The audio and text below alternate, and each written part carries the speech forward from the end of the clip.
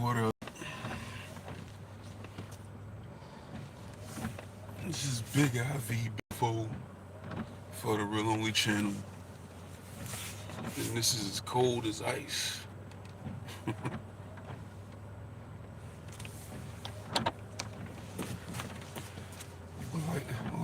Share, and subscribe. This is cold as ice. And I named it that because we got a cold topic to talk about.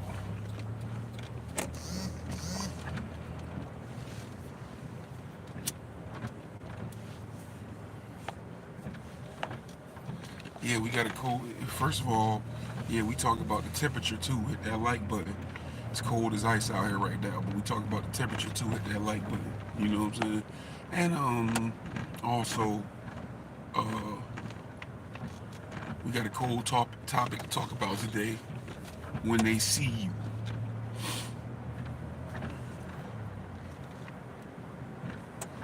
you know, when they see you and see that you see them. Should I say, you know, that might be better. Yeah. When they see that you see them, that's a cold topic.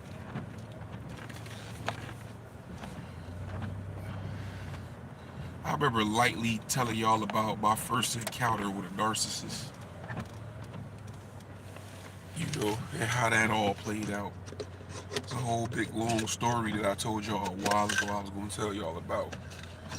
And I still am. But before I tell that one, I got to sort of kind of, I know I remember 95% of what happened, but I got to make sure I can, you know, really get that together for you. You know what I'm saying? And you heard some of it get touched on with that delusions of grandeur thing and the person at the hotel. You know, so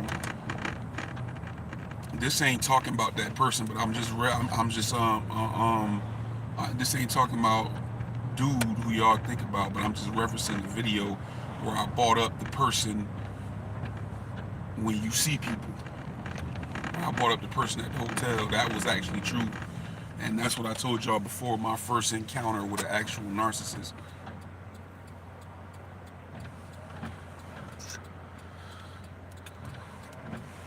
So, you know, we was just talking about recently about discernment. You know what I'm saying? Being blessed to see who people really are, to decipher situations, be that ability to navigate and that ability to navigate based on that. You know what I'm saying?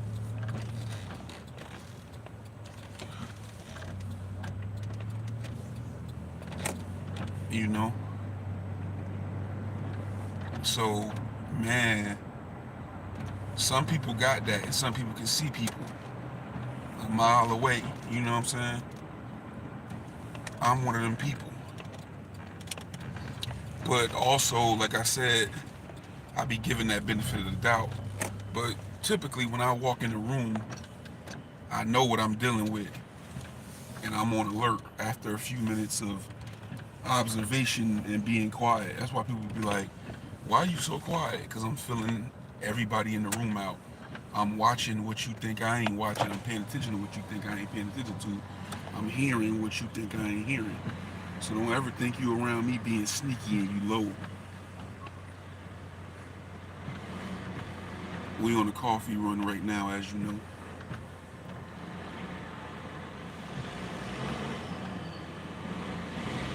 feel me? Hi, can I have Extra large, hot coffee, light and sweet.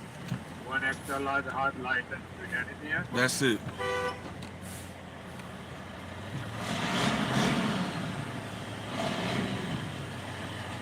So I've been blessed with that ability. So, like I said, when I walk in the room, I know what I'm dealing with. So some people may be put off by me and intimidated and be like, he quiet, or something wrong. Ain't nothing wrong with me. I'm just filling out the room. And that switch that's on when I walk in that room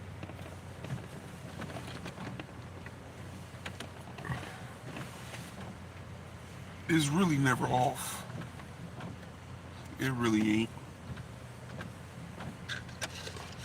You know? I call that letting your guard down. So it may be off at some point, but it's never really all the way off.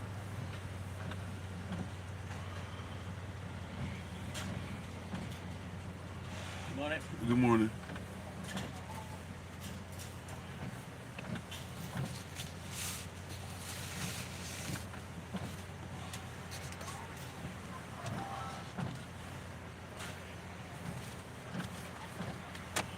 Thank you.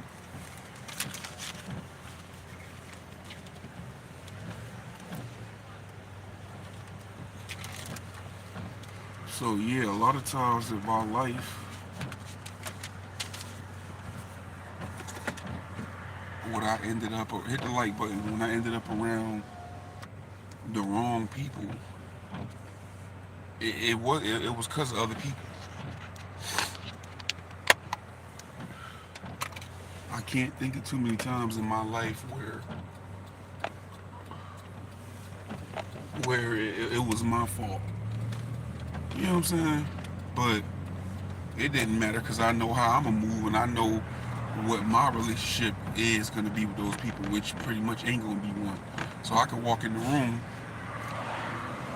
like, and I could tell who blessed with that discernment and who can see through whoever. Because I walk in the room and I've been in there 5-10 minutes and I've already observed and seen shit in this individual that who I'm cool with you, but you around this individual, and I've already been able to see that this is a problem.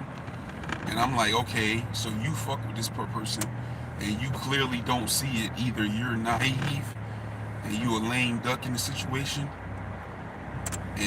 or either you like that too. Birds of a feather flock together. Or either you don't see nothing wrong with that. You can never underestimate that. Sometimes these motherfuckers be having shit in common. So you might see somebody fucking with certain individuals or entities or whatever, and you may be wondering why they hang with them. They just don't see it. They don't see it in them. Nah, it's just sometimes they like that too. You feel me? Sometimes they like that too. So I've had friends that I could, like I said, they'd be with people that I come in, meet them for the first time, 5 or 10 minutes. I walk it up quiet as a mouse. You know what I'm saying? Because I'm feeling them out and observing them and everything. So then I make my decision right then and there. Like, okay, I don't like that. I don't like this right here. You know what I'm saying? So I'm gonna keep my distance from this person. I'm gonna be cordial, and out of respect for you being my friend and you got him in here, I'm gonna respect them. I mean, I'll probably even be cordial with them because that's your peoples and you my peoples. But after 10 minutes, I'm gonna know whether I'm gonna limit my involvement right then and there. You know what I'm saying? And once I do that, it's instantly awkward with that person that I do it with. It's awkward because I'm blessed with that discernment, so I know they not right. And it becomes awkward because they know that they not right. And they know that I see them. And that's the topic, cold as ice. It's cold as ice out here right now. And it's a cold ass topic. Cold as ice when you see them. And when they know you see them. When you see these motherfuckers, shit get awkward in real time, for real, because they know you see them. They know you see that they got an ulterior motive. They know that you see that they fake. They know that you see that they not to be trusted. So it's forever awkward after that.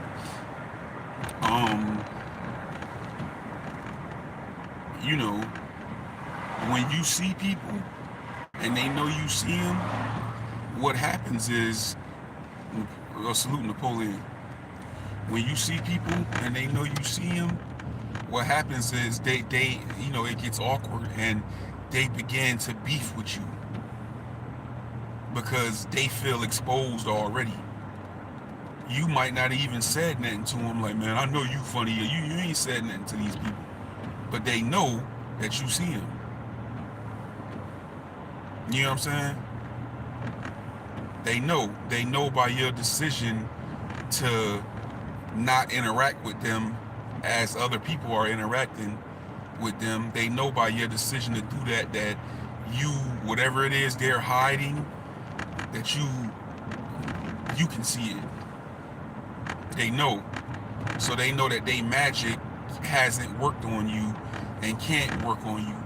And that's equal sign, that's like indicative of danger in their eyes. And the reason why it's danger in their eyes, because they now know that they can be exposed, that they're exposed. They know that either they're exposed or they can be exposed. So they'll start a whole little beef with you that you won't even know. They'll start probably immediately going to other people who know you and start to try to paint you a certain type of way because they know that you've seen them and they're exposed. They'll immediately start that shit because it's like, okay, this motherfucker see through me, so I gotta make them look a certain way before they get to the point where they make me look a certain way. You know, this has happened to me time and time again. Like I said, my first encounter with a narcissist, you know, where I was actually able to identify, I'd heard the word narcissist many times over the years, but at this point I have identified some of their traits and how to spot them, things of that nature. We ain't gonna get too deep into that part because I don't want to stray away and I want to get to regular conversation on here. But you know, y'all, Google is your best friend. Y'all want to branch off into that when you get off here, look at that. So what happens is that they're now exposed. Now it's an undercover beef. It's a beef going now. And now that I know better after all these years, I expect it and I know that the beef is going on. So the beef is on the low, and there may be cases where that beef comes to the forefront and now it's revealed that it's some type of beef because, you know, for whatever reason they decide to come because of continued frustration and knowing that they're exposing themselves and you see through them. There's a frustration there, and sometimes it'll continue to build within them. You know what I'm saying? So then, after a while, it's like pressure busting pipe. That undercover hidden animosity and beef will come out, and sometimes it'll stay behind the scene.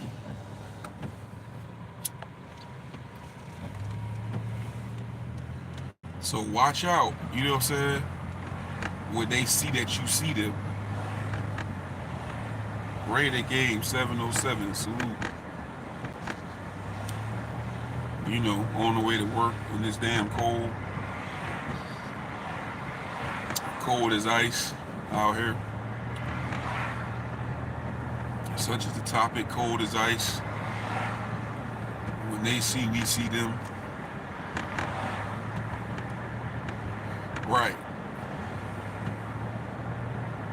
So, like I said, when that undercover beef starts, you know, it takes a strong motherfucker and a strong mind to, and the crazy thing is, when I jumped up with this topic, if you go to my community wall, it's like a young lady, I think she a pastor, and it's like every video of her pop up, it applied directly to me. I've been sharing her shit too lately. Javan, salute. So I just woke up with that on my mind, ironically, as I'm getting dressed to get ready to leave the house.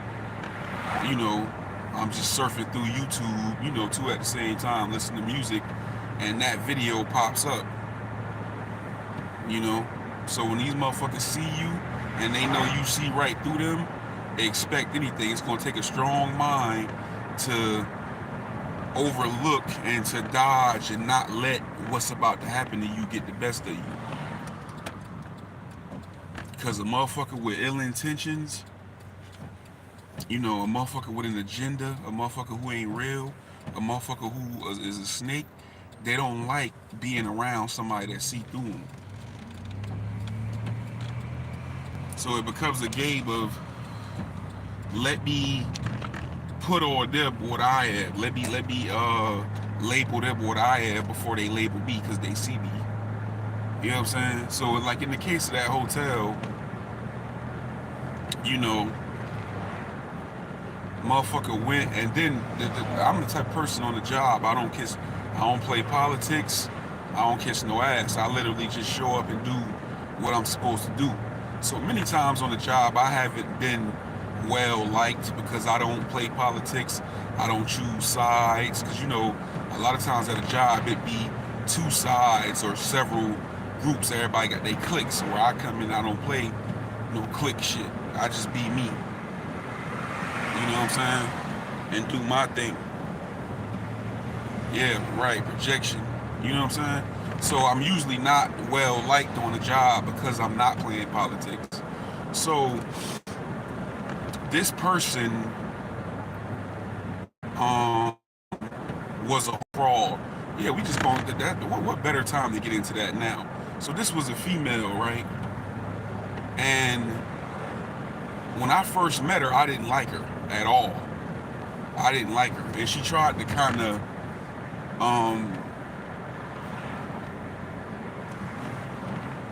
talk to me in a way, try to tell me to do how to do my job a certain way based off of her fear and not based off of protocol of how I'm supposed to do the job. But she was just overblown about a situation, and the situation was that a drunk guy had came in, and he had a room at the hotel, but he had went out drinking and lost his key. But he was so drunk he fell down, and I guess he hit his head on something, so he had a little scar. So she was just taking it as some crazy ass dude and just automatically dismissing him and all this and that. So she was going on this whole thing like she felt unsafe, and this is how I need to handle the situation, and that's not how I actually supposed to handle the situation as being the security at the hotel that I ran past, that I rolled past and told you I used to work at. How you know he don't live here? I mean, he don't got a room here, so just because you scared and feel like the shit should be handled a certain way don't mean that. So I didn't like her at first. She tried to like tell me some shit, and I walked off on her mid-conversation. This is within probably like the first month that I'm there. All this happens. So then, immediately after that, we wind up hitting it off and bonding real good. So through us talking, you know, and an attraction built there. Now, mind you, this girl was, she was in a relationship that was pretty much over with. It was damn near over with. It was like at that brink. So, you know, we hit it off or whatever. So, I'm like, damn, this too good to be true. Like, she a whole fraud. Like, she telling me, you know, I didn't know she was a fraud right at first, because sometimes some of these people good, it can slip through. So she telling me she in medical school to be a doctor, and that's her dream to be a doctor. She just acting like she just, oh, so I'm like, damn, like, you know, this is a good chick. But very soon after that, I began to see the chinks in her armor and see that she wasn't really who she was saying she was. And I'm not a pretender. I can't pretend. I don't even try to. Any times in my life, when in my youngest years, when I tried to pretend, people always knew. So I realized at a very young age, you ain't good at that anyway. So ain't no points in trying to do no shit like that. You know what I'm saying? You ain't good at putting on, you know, a face. You are who you are. So anyway, you know, it was like management, like they didn't like me, like it was like management and shit there, that wanted me to hide shit from the general manager because they was lazy and they would have to work. You know, because I was security, they wanted detailed reports of what all was going on overnight. So when they would get them reports, and you know, this GM was a stickler. So any little thing she see, she'll have them investigating and doing stuff in that. So they used to be coming to me trying to get me to hide shit. But I knew from seeing it and hearing about it, like even when I first got there, you know, the GM, she'd get rid of you quick if she found out you hide and shit and you ain't doing what you. So I gotta protect my job until I find another job. So I'm like, nah, I'm not about to do that because you gonna fuck around and get me fired. My very first job, a person told me to do some shit, and then when I did it, and the manager got mad at me about it, and they asked me why was I doing it. I said I was told to do it by such and such, and then then that person who told me to do whatever it was turned around and lied right there in my face. But the manager knew she was lying, sat there and said she didn't tell me that. So I know from then, don't just play it how it's supposed to be played, and don't be listening to everybody, because when shit hit the fan, they gonna switch out in order to save theyself. So anyway, they see I don't interact with them, and I don't interact with them because I've already been around them and seen them for who they are. Plus I don't play politics and all that anyway, and click shit anyway on the job. So they seen that I already seen that through them. They know I see them. So they want me to be interacting and playing politics and choosing sides and talking to them. Plus they want to figure you out. So they see it on the cameras that me and her real cool.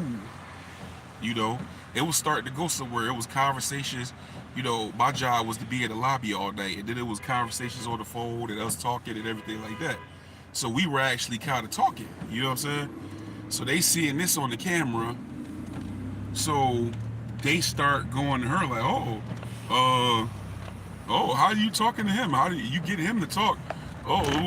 So they was starting to like, and he's the management, so they starting to make rumors and all this and that. Now, because of the role that I've taken at the job of not playing politics and not being cliquey and standing up on shit and speaking my mind, like I said, I'm usually not well liked because of that. So, and then there's this decision to only fuck with the people who ain't funny. So I'm fucking with her because I don't think she funny, and it's probably a handful of other people out of everybody that I deal with, and the rest of them I've elected to stay away from them because of things I've seen. So this is the first chink in her armor. She gets in front of them and they saying these things, and she immediately tries to act like she don't fuck with me in order to appease them. So clearly this is a person who cares what people think, and this ain't what she been portraying to me in our conversations. So she clearly cares what people think, and she cares about being down and trying to play politics and all this and that. So she knows the situation, so she tells them, oh, I don't talk to him, he talks to me, which is a bold-faced motherfucking lie. So I see this and I'm like, whoa. You know what I'm saying? And I remember calling her out about it, and she apologized and everything like that, you know, and tried to switch up what she said when I was right there and heard it. So I'm like, okay, first chink in the armor. So then she was so invested in talking down on other females there at the job who she felt like was promiscuous and hoes and things of that nature. Hit the like button. So she portrayed herself, and not just portrayed, she made actual statements like, oh, a lot of these girls here sleep around and that's all that, and I'm not like that, and I'm this, and I'm trying to be a doctor, and I'm taking care of my daughter by herself.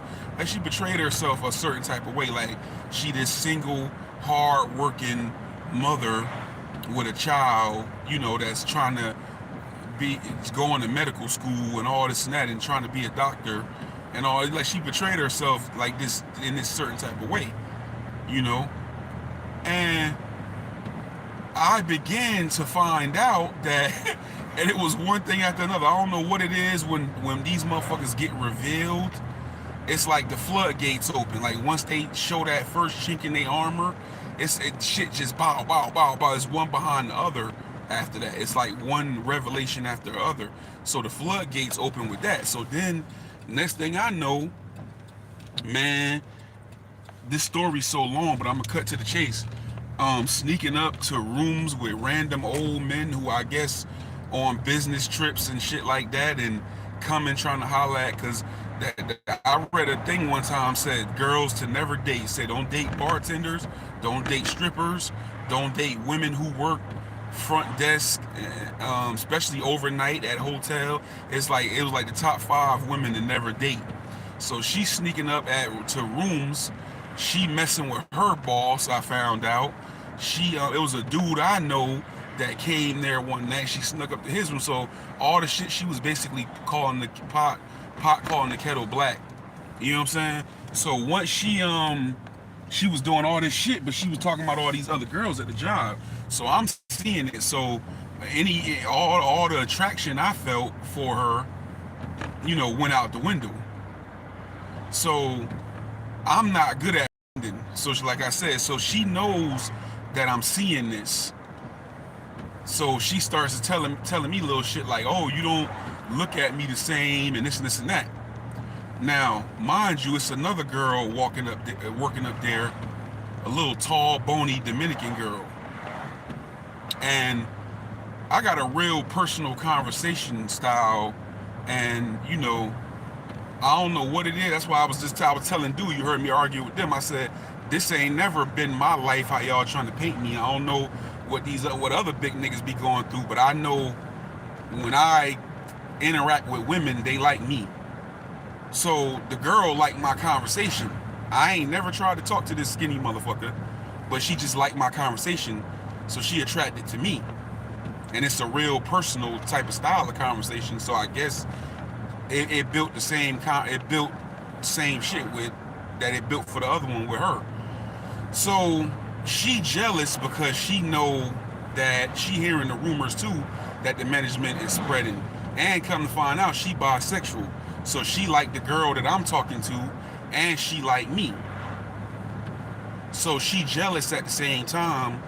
We got more of an attraction for each other than me and her got. With me and her, it's no attraction. And I don't know about her and the girl, but we closer, and she wants to be closer to both of us than we are with her. So she starts to divide and conquer when they work together and I'm not around, or I am around, but they not gonna say it in front of me. So she started lying, telling this girl, oh, he like me, or he talks to me when which is not true, but she know it's not true, but she trying to divide and conquer. You know what I'm saying? So she doing this. Now this motherfucker, I know she know better by now, but she wants to, I done caught her so dirty, and who she portraying to be has broken down, and she said things like, oh, I can tell you don't look at me the same since you seen this and this and that. You know what I'm saying? So now she just wants something she can say about me. So she started reaching, and then she comes up with this thing, oh, well, you were trying to talk to this, and all this and that. So boom, fast forward past that. So that's resulting in the breakdown of our relationship, this girl's lies, and then also the things that I've been seeing. So she began to be super obsessed with who I might have been talking to. So she's made several statements like, you better not be telling my shit. You better not be telling my... And I'm like, yo, what is you talking about? Like, I ain't tell nothing to nobody about nothing. But she knows that I've seen her for who she is, and she knows that I naturally see through her, because she's tried several sneaky shit along the way that I saw right through, and she knew I saw right through because I can't pretend. So she looking in my eyes like, yeah, he know, he catching on, he caught on to everything that went on. You know what I'm saying? So, you better not be telling my shit. You better not be telling my shit. I'm like, yo, what is you talking about? Numerous conversations like that. Anyway, what she ends up doing is classic narcissist. She had everybody at this job in the palm of her hand. All the niggas there either wanted to smash her or they liked her. Most of them liked her. they thought she was just the fucking queen, Nefertiti, like just it. They thought she was it. You know?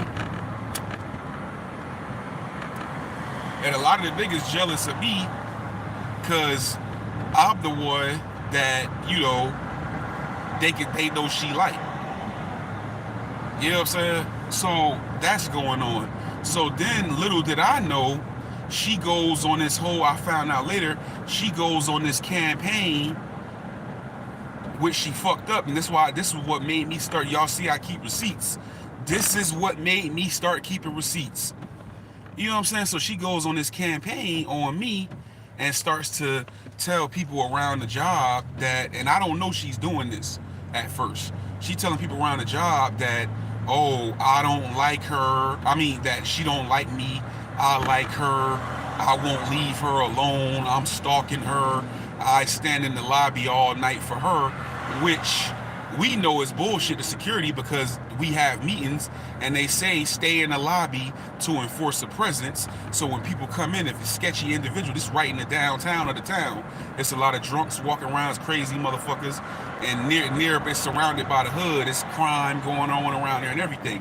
Stand there to enforce a presence, so when people walk in, they won't even think to try shit because they see security right there. And she knows that. And another security guard had confirmed that to her, but she just wants to paint me in a certain light at this point because I see her shit and she know I got the power to expose who she really is despite what she portraying in front of people. So she knows that, but she's still running with this. You know. So she telling people that. I don't know she telling people that, and I didn't have no idea that she looking at me like I'm crazy. I mean, that people looking at me like I'm crazy. Something wrong with me. She got these people thinking I'm a stalker, and I'm stalking her. And even though the shit was breaking down, we still was talking. You know what I'm saying? Making plans together and all this shit like that.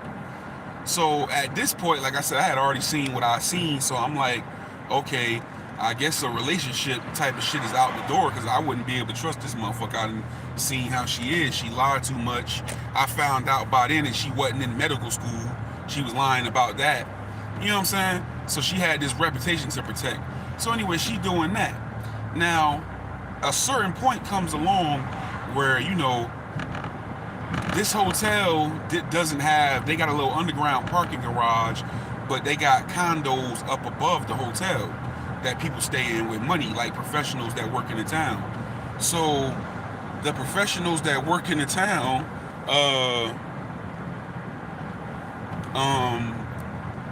they live up there. So we don't have parking. So the parking authority handles our parking. So when I was a kid, my next door neighbor, my oldest brother was friends with her son. So I guess this would be her grandson, went to school with me or whatever. He worked for the parking authority.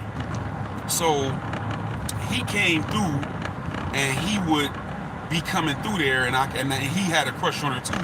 A lot of people did and was trying to like get with her and like go with her because they thought she was all this and that. Now I'm knowing her on a whole other level at this point, so I ain't like caught up like that. And so he'd come through, he'd be trying to holler at her. I'd just be sitting there, you know what I'm saying, minding my business. I might talk to him because we went to school together, we played football together and everything like that, but I wouldn't interfere, and I don't compete over no female, you know what I'm saying, you know. So I'm sitting there letting them talk to her or whatever. So it gets to the point where it's so much shit going on at the job with the management, because by then, one of them had, mind you, some months had went by, but I'm trying to get the story done as fast as I can. And it was a situation where one of the female managers that was directly over me, she got mad because they were trying to make me hide shit in my reports from the GM because then they would have to work and all they want to do is sit on their ass. So she calls me and threatens my job. So some other separate shit happens and I have to have a meeting with not her, but the person who's over the operations and the GM herself. So I said, okay, since they threatening my job, I'm gonna throw these motherfuckers under the bus.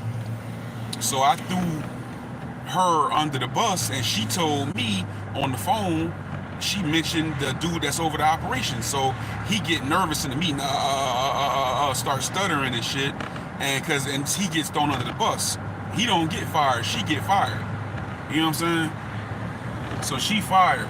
So now the dude is really secretly trying to get rid of me because I done got, and turns out he was fucking with her. So I done got the bitch he fucking fired, because, you know what I'm saying? And I done exposed him, and now the GM know that you've been trying to make this motherfucker hide stuff from me.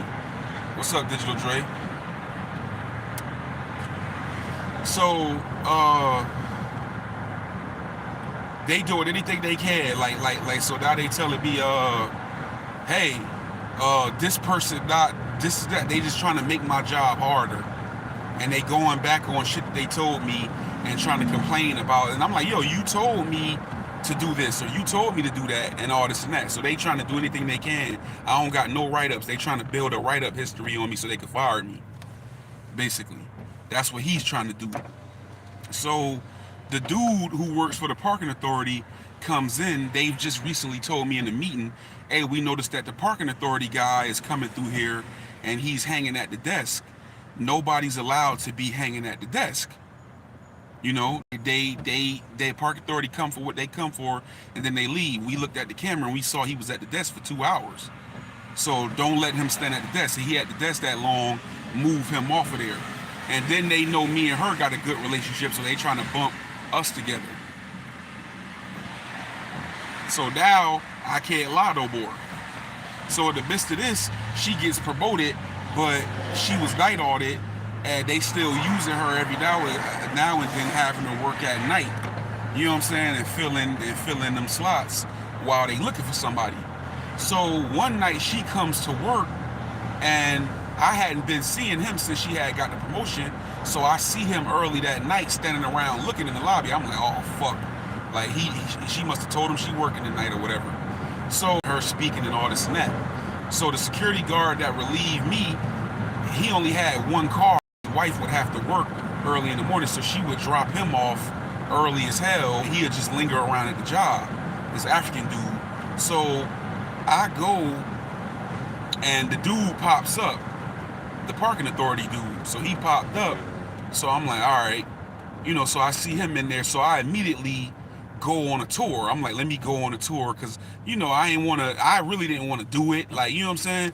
So because he had been hanging there, and I knew I was going to look. So I went on a tour. I'm taking extra long. I'm hoping he'll clear out by the time I'm done with tour. Now the dude that's relieving me, he a big time snitch too. He be ratting on everybody job, including trying to rat on me before times. So I take long to come off the tour. I come off the tour, they all standing at the desk. It's probably about 4 or something in the morning. So I walk up. It was an African dude. His last name was A-Bar.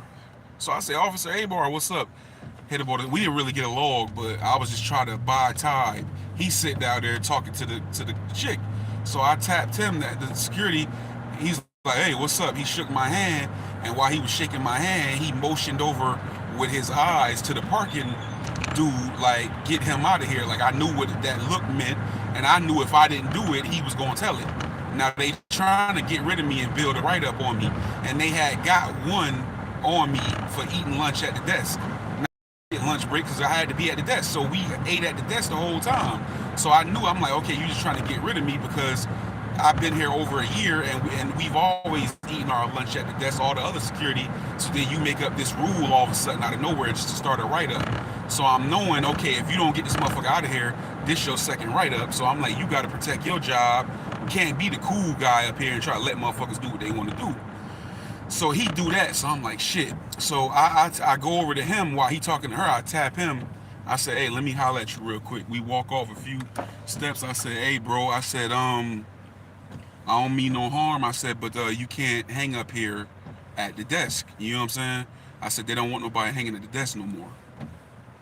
So he was like, all right. So he leaves. Now, the parking authority got their own little stand in there or whatever. He could have stayed. You just can't be hanging up at the desk. like leaning on the desk talking and all this and that. So he decides to leave. So then I walk away and the officer leave and I come back. I hear her on the phone. So I'm gonna see, I told you, like, and all this and that. So I'm knowing she talking to him, and then she had like an attitude for the rest of the night. And we had a conversation about it. I said, you know my situation up here. She was like, yeah, but he, the other officer, oh, he does this and he does that. I'm like, yeah, but you don't understand. They trying to fire me, so they making the shit just for me. So anyway, dude, after that, the parking authority, he like awkward. So I'm seeing them, and we know each other from school. He's speaking, but he awkward. And I'm knowing he awkward because she in his ear telling him shit. So one night, we just happened to have a conversation. And the reason why we had that conversation is because a girl at the job comes up to me and tells me, we having a conversation, and she like, oh yeah, I don't like her anyway. I almost got into an argument with the girl that you work with. So and I'm like, which one? Because it was 3 of them. And she was like, she said the girl name, and she was like, well, she was like, yeah, and I don't like how she did you. And I was like, what you mean? And then the girl was like, now this is when I finally realized she'd been running me raggedy and trying to paint me a certain way. So she was like, yeah, you know, she been going around here saying that you won't leave her alone and you stalking her and you like her and you want to take her out and all this shit. So I'm like, oh. So I'm like, bet. So the same night I talked to him, I realized I've been being painted a certain way. So luckily I had my phone. Now, the first person I tell, I said I'm gonna tell people with big mouths. Remember I was talking about on this early morning ride along? Everybody got some use, you know. Motherfucker might not be right, but everybody got some use. And I said, sometime a big mouth motherfucker could be used as an information vessel. All this stuff comes out of this particular situation with this narcissist. So, dude got a big mouth, and then another female security guard, she got a real big mouth. So I said, okay, I'm gonna tell these two, and the word spread. So I went to him. Now, the dude who I went to first, he used to be security with us. So he know we got everybody's phone number. So he know her number, and it's probably still in his phone. So I go to him, and I'm like, yo, I just found out from such and such and such that, oh, bro, and it's not about me. So, yeah, that he had heard about it too. I don't know who she told, and because we was third shift around somehow. So he tells me he heard about it. So I said, crazy. And I said, if somebody's stalking you, would you be talking to them? Would they have your number? Mind you, I break out the phone. I'm showing him text messages from the night before. I'm like, look at this. So he's seeing the nature of the conversation, the shit that's being talked about. And he like, yo, that's crazy. He said, bro, I didn't know that. He said, I didn't know y'all was talking. He said, I thought you just was like crazy about her. Like people will paint you a certain type of way. And she did all this because I saw through her and I saw she wasn't who she was, and I knew her business and she knew I could expose it. So he finds out. Then I go to the lady and I reveal it to her. You know what I'm saying? She got the same reaction. She shocked. Nobody knew this. So she was doing all this behind my back and I didn't know. So then I finally have a conversation with the dude and find out that he had been talking to her, and not only she had through her boyfriend a party at this little bar and invited him to the party. Now how disrespectful is that? So he told her he ain't going over there, but he was telling me they had hung out a couple times. That never happened, but we was comparing notes on a lot of the shit she's saying to me while we was talking, she was saying to him. So I reveal it. Everybody had the same reaction. So before you know, it gets around the building. And it's a dude that worked in the bar we found out was smashing her up there. Now the boyfriend had got fired, but he used to do security up there. Now then we find out the promotion she got was because she was messing with somebody. So her name was just everywhere. All this shit came out once I revealed the truth.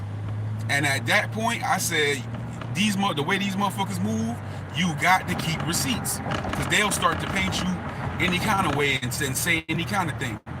You know what I'm saying? So this broad had everybody at the job thinking I was a stalker and some crazy ass nigga, until I revealed the shit. You know what I'm saying? Until I found out. So beware when you see them and they know you and they know you see them. You know what I'm saying? Beware. Hell yeah. Talk to a female at your workplace. Never.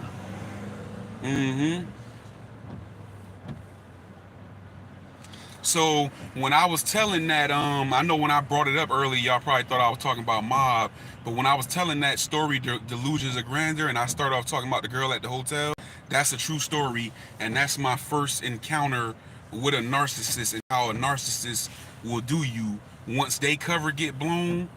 Watch out. Watch out. Motherfucker had me looking like a whole damn stalker. And because she was so charming and had everybody eating out the palm of her hand, they thought it was true.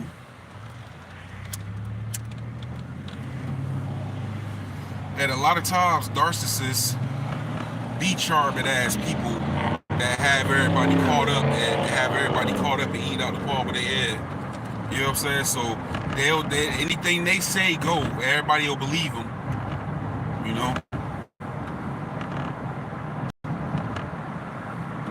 Androgynous workplace shit, right? So imagine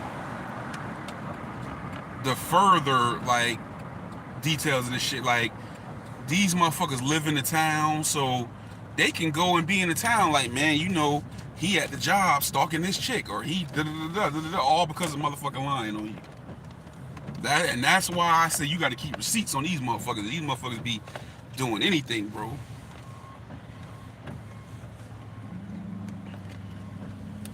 But I'm glad I found out and cleared that shit up. So now you looking stupid, because if he's stalking you and he doing all this shit, why are you saying all this to him in these text messages? Why y'all got this whole big text history and shit like that?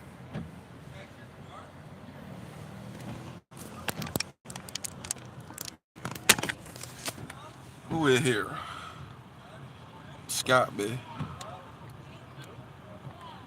Salute Scott, man. Yep. It damn sure affected my trust level.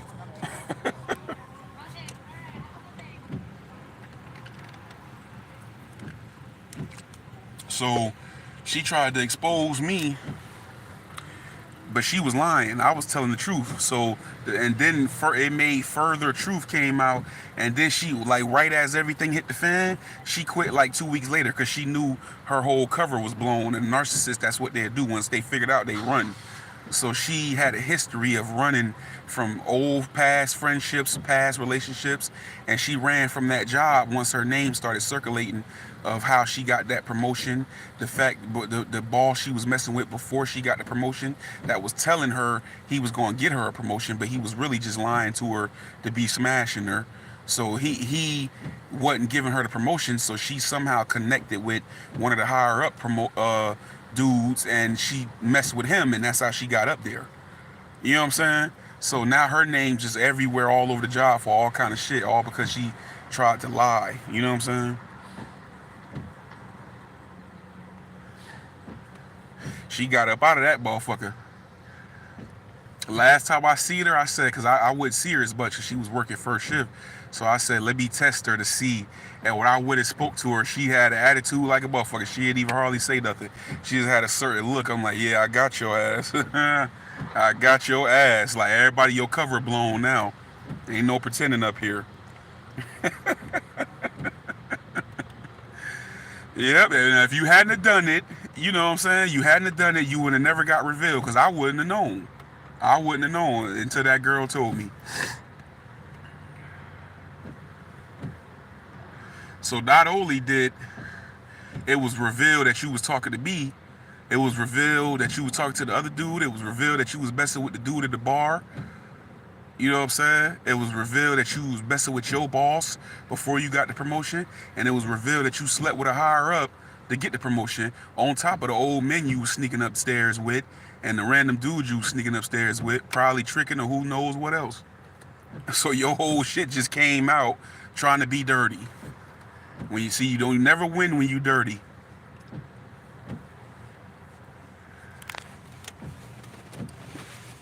And that's my first encounter with a narcissist. Like I said, beware when you see them and they know you see them. Ain't no telling what your name mixed up in.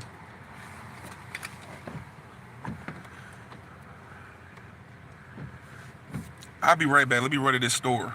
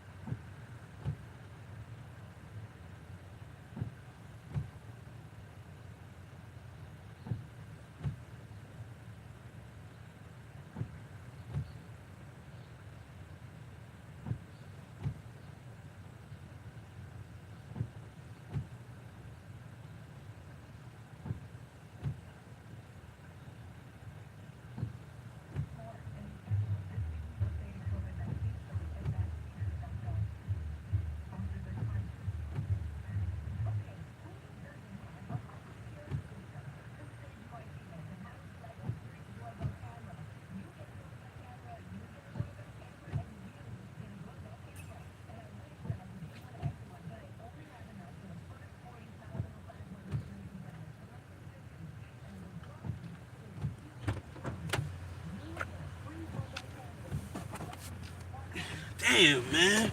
Could y'all hear me when I was in the store? These motherfuckers ain't even had no damn Newport. And I don't got time to go to the Wawa. I got some fucking... Need to stop smoking anyway. Some American Spirit.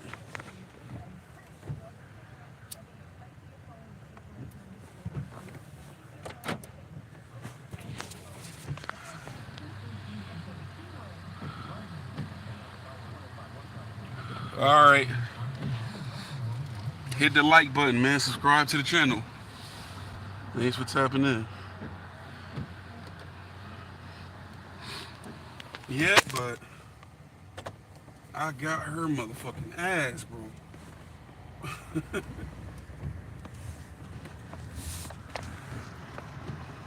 Got her ass.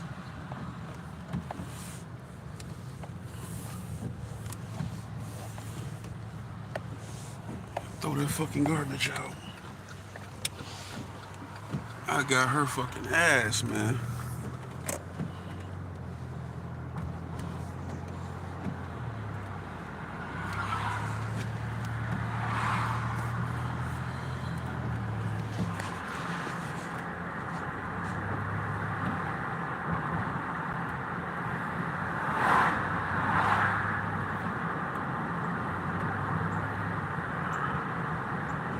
All right, stay safe, bro.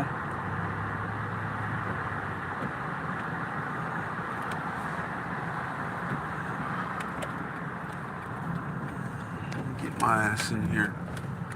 I know this motherfucker. We staying on though. Well, I am.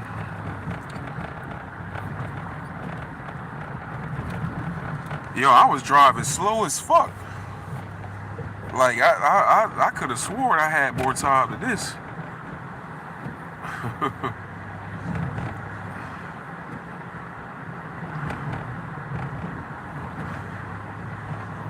Did we have any trolls come in? I was talking this shit. I don't know what happened. Anybody got their wig split so far?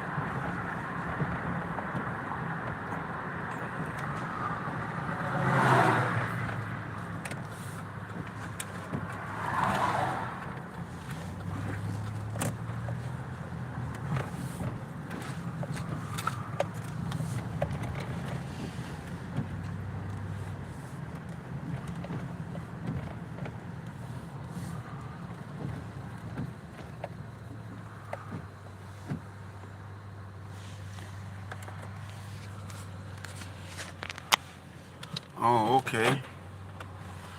Well, I guess today been a good day.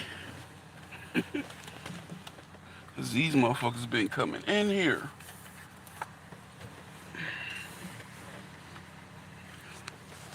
I guess they got the point by now.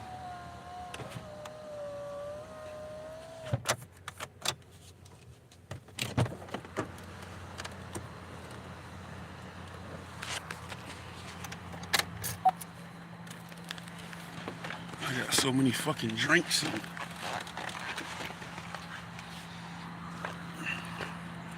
That's what's in that damn bag. A Popeyes box and a bunch of fucking drink bottles, water bottles, soda bottles, tea bottles.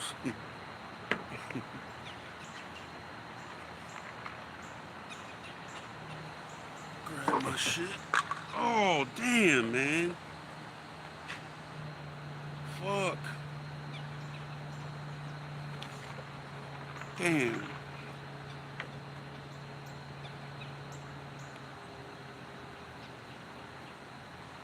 Okay. I'm gonna have to come back out here. That damn uric acid flush just fell under the damn car.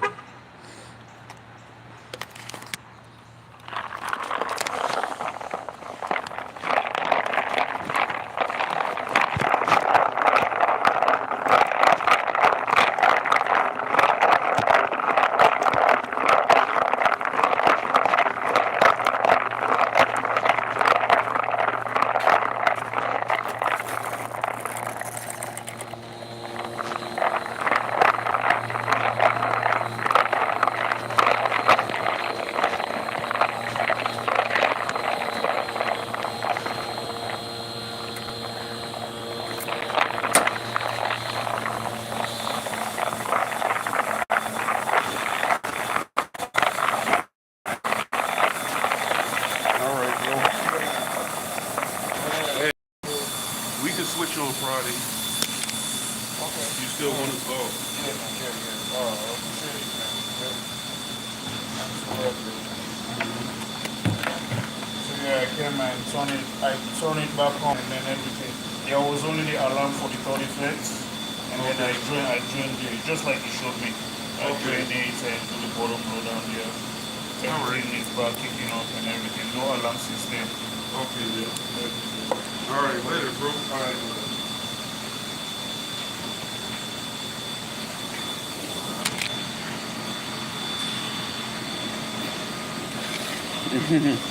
Hell yeah. Oh man, it's so much more information, and that shit is so much more layered than it is. Even a lot of times where I tell a more full version, because I'm detailed when I tell my stories, because that comes from being observant and seeing everything. My stories usually be detailed, but even when I tell it, the long form version of it, I always wind up forgetting a lot of shit. You know what I'm saying? But that's just the shell right there, what y'all just got.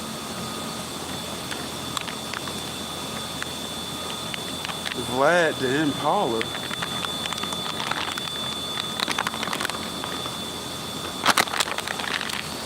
But yep, and since that shit happened and I started keeping receipts, that shit has worked for me time and time again. When a motherfucker be lying, you know what I'm saying? And when you run up on other narcissists, cause there's a lot of them motherfuckers out here, I've realized, I feel like most people do possess some narcissistic tendencies, but everybody ain't no narcissist. And then you got narcissists, like, you know what I'm saying?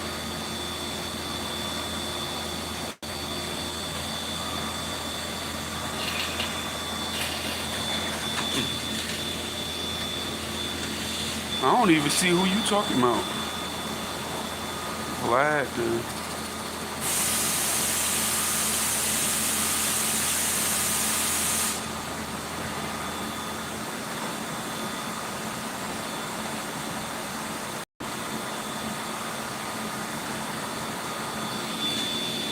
Who you talking about, Napoleon? You talking about the dude I was just talking to?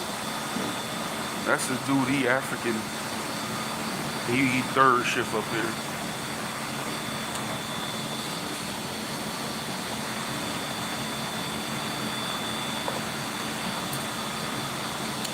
Right. Go back outside and get this shit.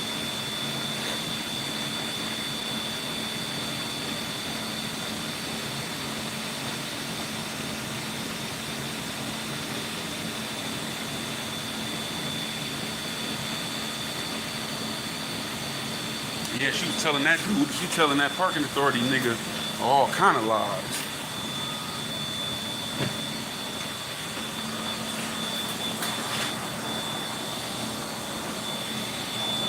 Yeah, and that motherfucker was like, man, I'm glad I talked to you.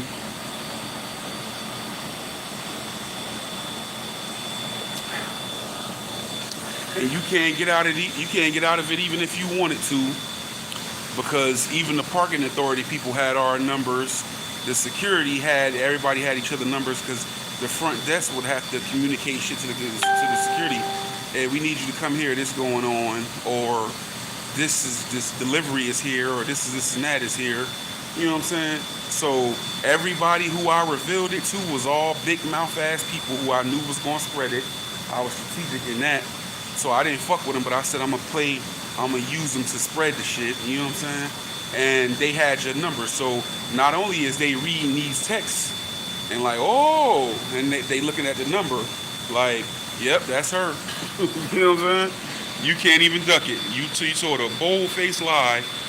If you've been going around here for weeks and weeks saying this dude, you ain't interested in him and he like you and he a stalker and he and this and that, because you mad because you was caught out there, then how come you here last night texting?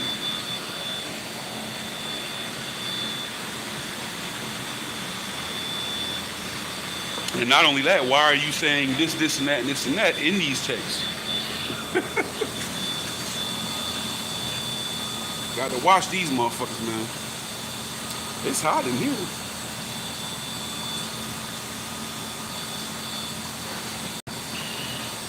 Hit the like button, man. Like, share, and subscribe to the channel. I ain't even run no promo. I just came on here talking. I didn't even know I was going to tell that damn story.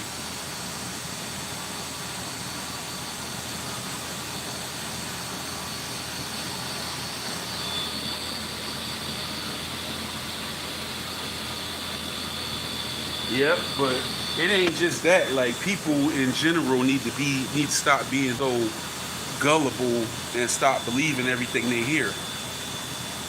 And I don't even care if he was watching it. He was believing her at first. The parking authority do, until he talked to me. They always believing her because she had him charmed and everything. You know what I'm saying? But but one thing about a dude, I found out when a dude like a girl, or he want to smash a chick, or he smashing and it's good to him, anything she say is law to him in that moment. She could tell him alien came through the window and raped her. He was like, man, that nigga on some bullshit, man. Man, you know that alien nigga jumped through the window that night and did this and that. You know, you just tell him anything. But people need to stop being so gullible and believing everybody anyway. You know what I'm saying? That's why I don't believe you can say what you want to say. If I ain't seen no proof of no shit, I don't just run with it. I'm gonna see it for myself. Yeah.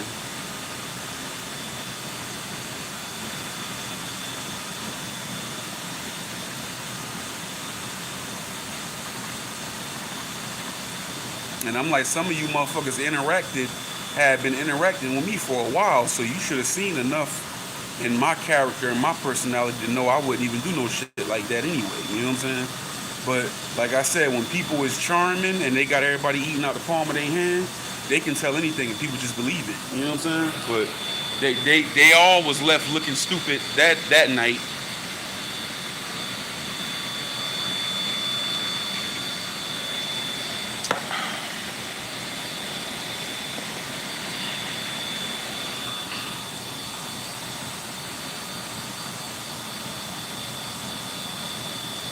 Yeah, we up here Tuesday. Man, let me go open this door.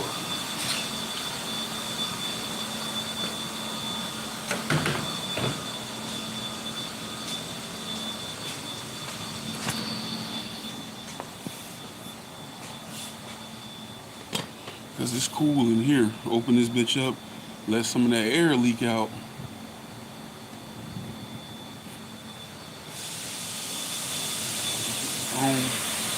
Go get my shit.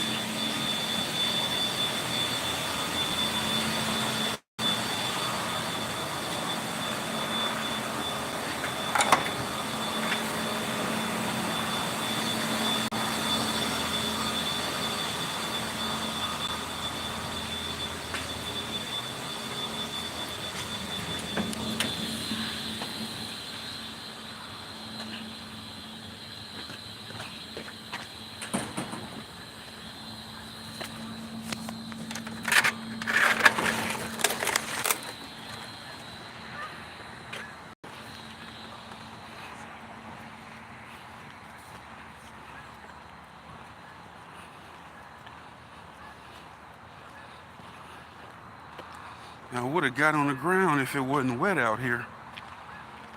Because it's just far enough.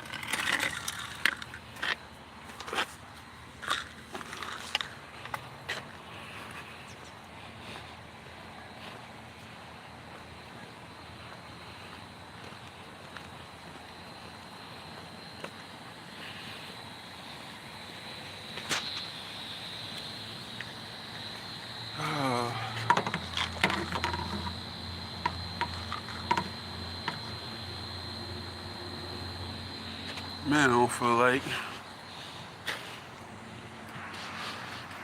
Man, I slept good last night. Shit.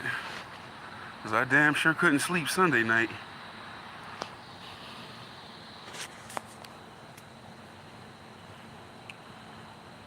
Yeah. Hold up. I think it feel like it's about 40 something here. Probably like a hot 40.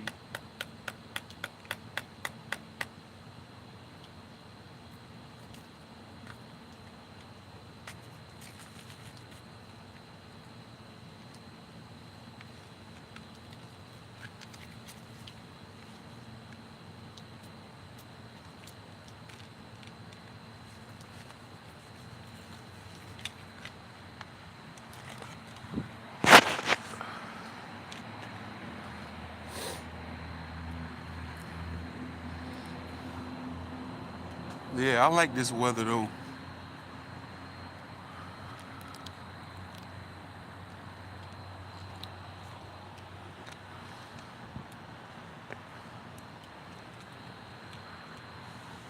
Oh man. Another day. So anyway, man, we got this dude up here, the dude that relieved me on Monday and Tuesday and shit. This motherfucker, man, for like 5 weeks now, he been calling out either one day or both of them. So the first 3 weeks, it was like, oh, I'm not feeling good. Ooh, woo. So then it was like, oh, my wife at the hospital. You know what I'm saying? Call outs. Then last week, it was, oh, my wife, I gotta stay with my wife. Or then it was my wife got to get picked up from the hospital. And this shit is always short notice. I'm like, man, if somebody in the hospital and they getting discharged on a certain day, you gonna know. You know? So yesterday, he does the same thing. So I happen to know my other job, he worked there too. I ain't picked up those shifts for him in so long, he don't know. Like he ain't seen me like on the app, because they got an app where they post the shifts and you can accept them. And you can see the different locations and who working there. Even before I took this position, when the other guy was there, this dude will call out of here and be working, because he from North Jersey, at a site that's closer to his house. He'll call out of here and go to work there. He been doing this. So this dude who over me, he come telling me about it, got me looking around for a replacement and talking to my other job, possibly seeing if they can cover, but they don't want to pay because they charging them a whole lot of money, like damn near $80 an hour to cover it. So he come to me talking, and I just went ahead and told him. I said, listen, man, because he like, we gonna monitor this situation, and if it keeps going on, we'll have to find somebody else. I'm the type of person, how I work, man, I like to nip shit in the bud. I don't like problems. I don't like stress. You know what I'm saying? And that's what it's all about, seeing shit as a problem before. Now, I understand his stance. He was like, oh, we'll monitor it. So I told him, I said, listen, man, I'm going to just go ahead and let you know, this was what's going on. You know what I'm saying? With this motherfucker. You know, and he inconveniencing us because we had to shut machines down in here to do who covered second shift because he couldn't cover the whole second shift. So he had to shut the machines down, and that dude had to come and start everything back up. That can't be happening. So I told him, I said, this dude working somewhere else, though. I can't do that and all this and that. So I understand you have to give him the benefit of the doubt because he's saying something wrong with his wife. You can't just say, no, we know you're working and you don't know, and you know what I'm saying? But all I'm saying is, as you're saying, you're gonna let's keep an eye on this, and if it keeps to be a trend, don't let this shit drag out too long and be that long of a process, because I'm letting you know right now where we getting bullshitted. So this don't need to be drawn out for too long. He been doing it long enough already. He do this, so then we call him, he reveals he ain't coming in today neither, yesterday. So he could have just told us that yesterday. Instead of calling us 3 and 4 hours before the shift's supposed to start and saying that, he could have just did that yesterday and been like, I ain't coming in tomorrow neither, you know? So I'm like, okay, don't let this be, they go to vice president. Hey! He didn't see me. But, so I'm like, don't let this become a drawn out thing. Like, I'm letting you know what it is now.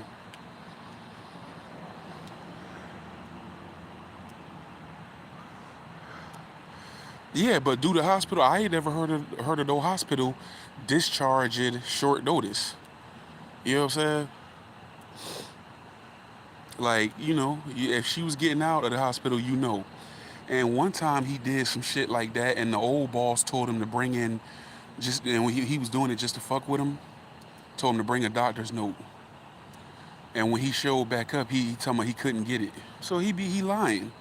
I'm like, bro, he inconveniencing me. So don't be letting this drag out, man. You better go ahead and nip it in the bud. I'm letting you know what's going on, I know people at the other job, and I can see them on the app.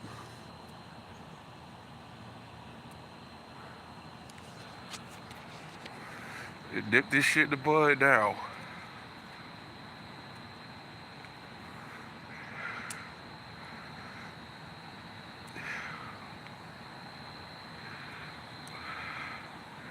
Well, he didn't call in the AM, and I didn't write him up, I know what he doing, because I used to work for that other job. They staff you, they send you to locations all over the state. Now, he only working 2 days a week here. So what's happening over there, and because I know people, what's happening at the location they putting him at is they shorthanded over there, so they got extra hours. So he trying to get the extra hours because with that job, which is why I got from out of there, you never know. You can't depend on them. You'll be getting a lot of hours, and the next thing you know, you'll be getting a little bit of hours or none. You know what I'm saying? So it ain't no temp agency, but they just staff. They got contracts. Some of them be long term, some of them be temporary. Most of them probably be temporary. So it's like, you can't really depend on them. So what he trying to do is he just trying to get the hours. You know what I'm saying? But keep this here because this is steady. But he trying to get them extra hours, and it's close to home. He live up in Jersey City. The site they put him at is in Rockaway, New Jersey. That's North Jersey too.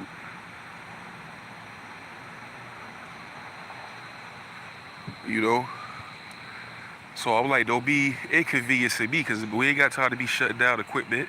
They might be running something. You know what I'm saying? I ain't finna be covering this shit. I'm salary, and then we running the dudes raggedy that we do got, because I know I can see that they starting to get tired of that shit. They'll cover it all the time. So I'm like, don't let this shit drag out too far. He already been doing it 4 or 5 weeks. Shit, he do that shit again next week, them other weeks should be taken into account. Hey, whatever going on, bro, this I guess this a business. This a job. You gotta be here, You calling out last minute. So we got time to fill your fucking.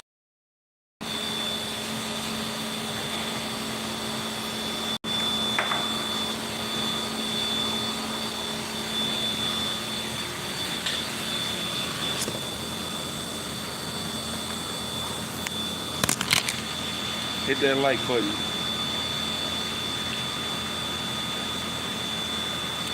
This motherfucker sleeping behind the boiler and all kind of shit at night when he's up here. When he first got hired, it was the original chief that was here, because this place only been here 5 years change. So the original chief hired him right before he left. He was telling him, and we had been covering so much overtime, and he told him he couldn't take the job because the start time was 4 o'clock. And he get out of his other job at 4 o'clock. This is what he was saying. So they came to me and said, so I was automatically in overtime as a regular operator, because I was coming in at 7:30 to relieve a guy on Monday, and then they asked me, will I leave at 4:45 in order to give him time to get here? So I agreed. So I was staying for 5 minutes extra every day, and on Monday morning I was coming in at 7:30. So then the second chief, the last chief, comes in, and he comes to me asking me, can I come in at 7:30 every day? So I agreed. So now I'm an hour and 15 minutes over every day. So that resulted in 6 hours and some change OT a week. You know what I'm saying? And it got to the point where I wasn't feeling it, especially that whole little 45-minute shit. You know what I'm saying? That was the part that I didn't mind 7:30, but I ain't like that 45-minute shit, because every time you leave at that time, you run into at a certain point a whole lot of traffic at a certain point when you leave at that time. I notice now that I leave at 4, I don't encounter that traffic in that little part. So I started getting tired of that shit, because I get caught up and hung up for 15, 20 minutes in one particular spot. So what happens is that this guy used to work 4 days. He used to work Monday through Thursday, 4:45 to 12. Everybody here has helped out, has chipped in when people need off or somebody need to leave early or come later. Everybody has helped out, stayed later, came in earlier, came in when they didn't have to work and everything to cover a shift. This guy has not one time come in early, stayed late, filled a shift, nothing. But he frequently wants his shifts filled. So the boss said, I can't use you. He cut 2 days. He cut the Wednesday and Thursday.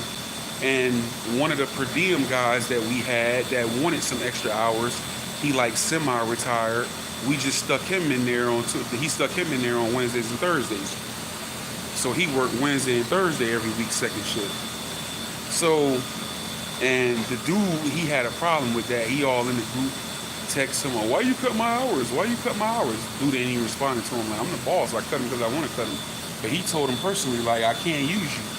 Like, I'm going to get hours to this guy because at least he want hours. And, you know, we ain't just going to use him just to fill in shifts. Like, we're going to let him get some hours. So, anyway, one time we ended up in a bind when nobody couldn't cover. Now, we know he ain't going to cover. It's a joke amongst us all. But I guess the boss just decided, because they was getting tired of paying my other job, so I guess the dude decided to ask him. So he asked him, like, hey, can you cover this day? And it was like a second shift. He said he couldn't do it because he said, oh, my other job. So then it was another day need to be covered, but it was like a third shift. He did the same thing then. And I think it was another day and it was the first shift. So I'm like, so I saw my moment to move in for the kill. So he came in one day to relieve me. I said, bro, so you got, yeah, and he told him, oh, I had to get another job because you cut my hours. No, but you had been telling us you work first shift. So if you work in first shift every day and you got to come in at 4:45, I knew that was a lie anyway, because it ain't no way you getting off. You saying you work in Jersey City and you getting off at 4 o'clock. It ain't, you be out here 4:20, 4:25, parked up waiting. And I'm staying at 4:45. It ain't no way you getting all the way from Jersey City over here in 20 minutes every day. You lying. So I already knew that. But then when he did this, and I was tired of it. I pulled him to the side. He came in to relieve me. I said, hey, you got another job? I said, because you couldn't cover this shift and that shift. And he said, yeah. So he threw himself in a lie, cornered him. I said, okay. I said, because the reason why I get out of here at 4, but then he called himself trying to tell some shit on me. So I said, I get out of here every day at 4:45 because when you got the job, I was told you couldn't make it here by 4. You know? So I was like, if you can't work, if you can't pick up a third shift or nothing like that, and I'm staying at 4:45 because I'm thinking you work first shift, I said, when do you go home? I said, you work 24/7, 365? So I said, yeah, man. I said, yeah, you're going to have to start coming in at 4 o'clock. You know what I'm saying? And now he here at 4. Caught him in the lie. He was lying. He cornered himself. He just don't want to pick up no shifts. You know what I'm saying? So I cut that shit off. Hit the like button, man. Like, share, and subscribe to the channel. We're an hour and 24 minutes in. Early ride along. Cold as ice. Cold as hell this morning. We had a cold little topic. When you get done with this, rewind it back. Check that out. When you see them and they know you see them. Right. Yeah, I got his ass. So he was lying about that. He been lying since he been here.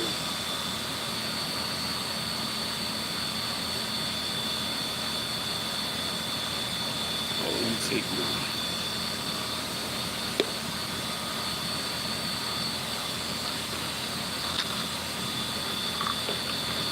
Mm-hmm.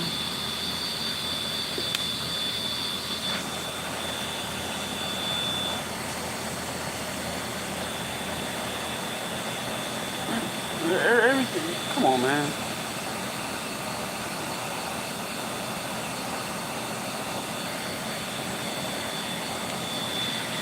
Nigga be texting too much, bro. Yeah, the fucking dude that's over me.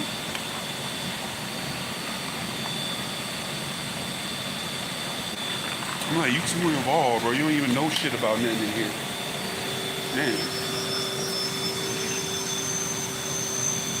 That motherfucker act like he gotta check everything behind me and shit. You come in, you that concerned, you come in and look.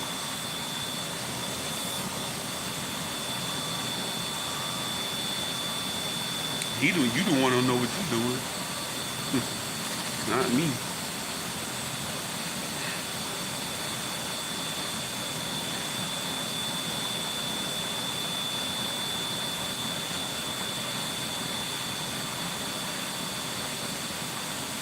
Yep.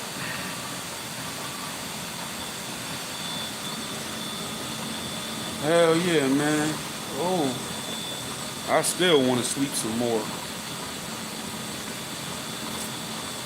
Scottman, where is Scottman? I'm looking at that flag. What flag is that? It looked like a blue and white Jamaican flag. Anybody know what flag that is?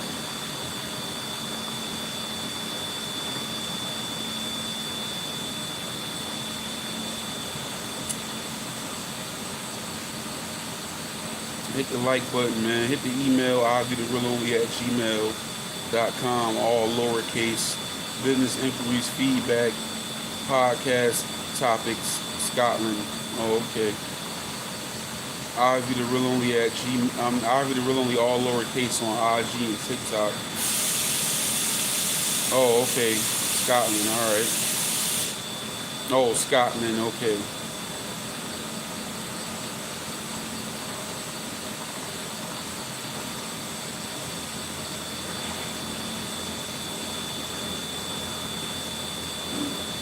Alright.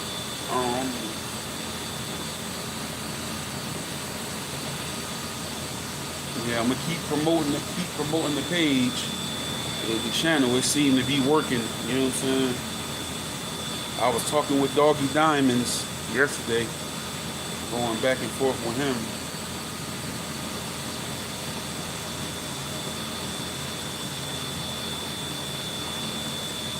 Well, last night, might run some promo over there. He got a good 500,000 people coming in, tapping in there over there.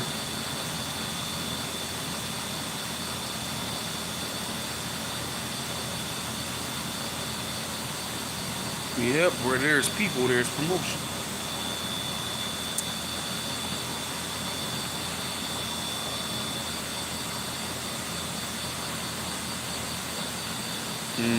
He did like that little commercial though.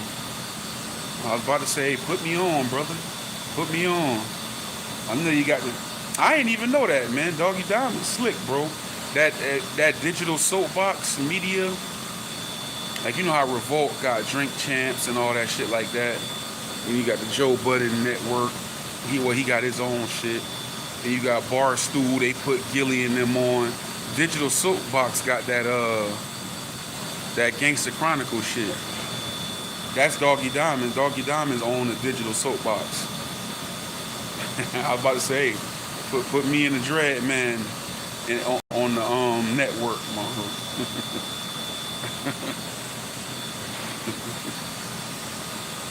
But he did say that commercial is good, and that's probably the best thing right now, that commercial. So I had it right when I said, instead of promoting the video of this interview, it'd be better to have like a commercial, and that's why I made that thing. And I was right, because he said the same shit. And let me know that I got something figured out, at least somewhat, you know what I'm saying? And I know my mind is thinking in the right direction, because he been on here for years. He was one of the first one of these motherfuckers having a podcast and a channel before it became popular, before it was $1 million worth of game. Joe Budden, any of these motherfuckers was having podcasts and DVDs. Doggy Diamonds was out here. He one of the pioneers of this shit. So if he built his shit like that, and he know So I may run a little promo with him.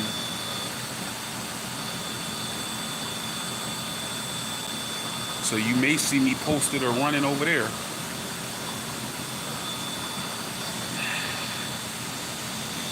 Tap back in today.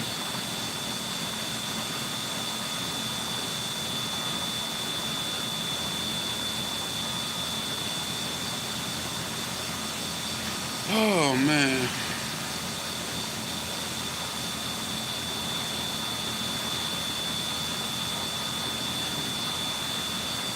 This is my last first shift job. I'm telling you. I guess I'm getting old. I used to want first shift so bad, and now that I'm getting older, I'm starting to not like it. I'm starting to not like jumping up. I don't even think it's that, man. I just think I'm a person. I don't like routine. I don't like too much.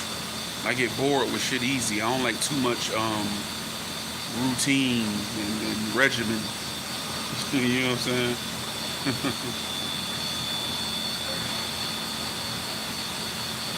And another thing, in most plants, I heard motherfuckers say this is a boiler room. This ain't a boiler room. A boiler room would just be a boiler. This is a actual plant. It's numerous different pieces of equipment. Half of the shit I don't even deal with or touch. Like this shit over here. All this shit, pretty much everything on this side I don't touch. And it's a whole nother, this is just like a little, this is like an eighth of the building. It's this little strip of shit right here that you see. That's one wall right there, and that's the other wall. It's like a rectangle. It's a whole other 3 or 4 of these. Like that little door over there, that's where they making and mixing shit, whatever they do over there. I ain't never even seen that shit yet. But it's a whole rest of the building, you know what I'm saying? And they about to knock this down and expand this and put 2 of everything.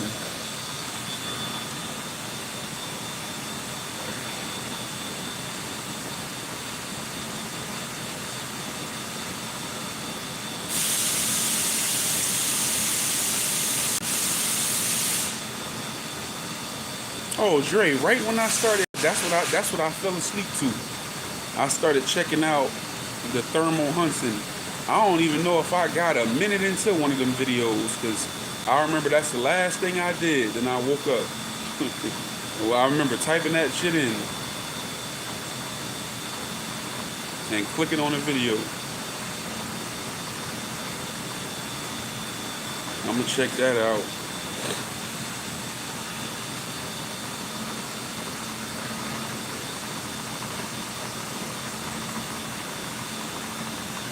I need to get to the barber.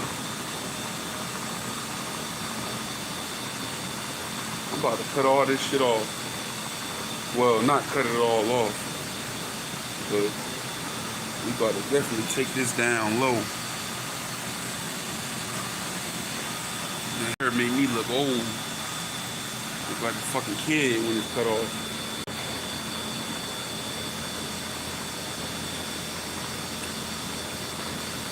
Ah. Do it.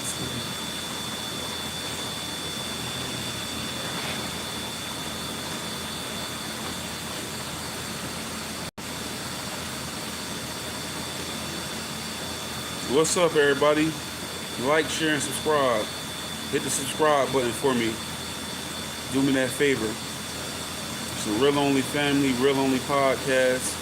I'm Big IV, Big Foe, named by the people, for the people.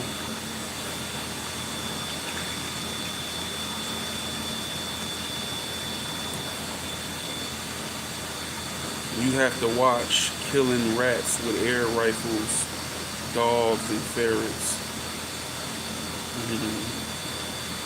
Yeah, I meant to check that shit out. I'm gonna check it out sometime while I'm at work, matter of fact.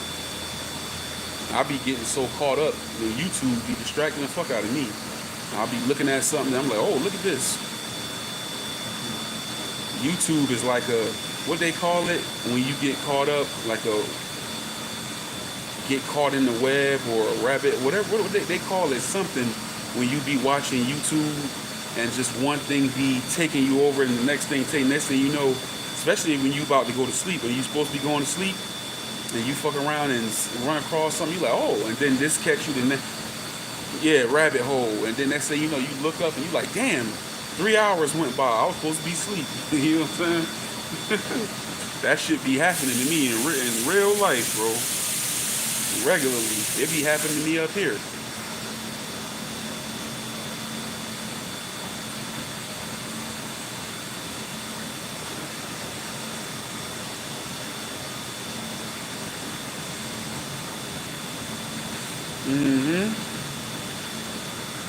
I wore a kilt at my best friend's wedding in 2011.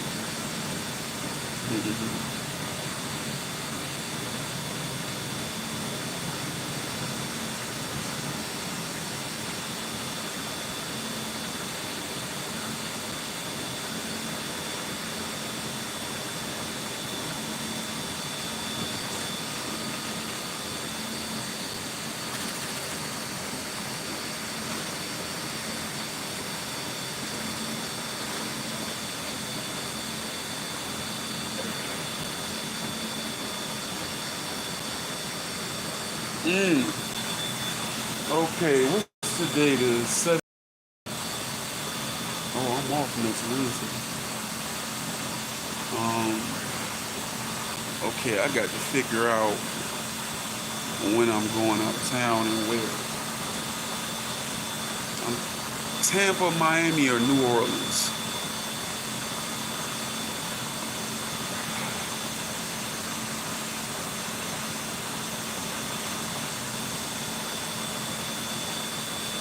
I want to go to New Orleans, then I want to go to Florida too.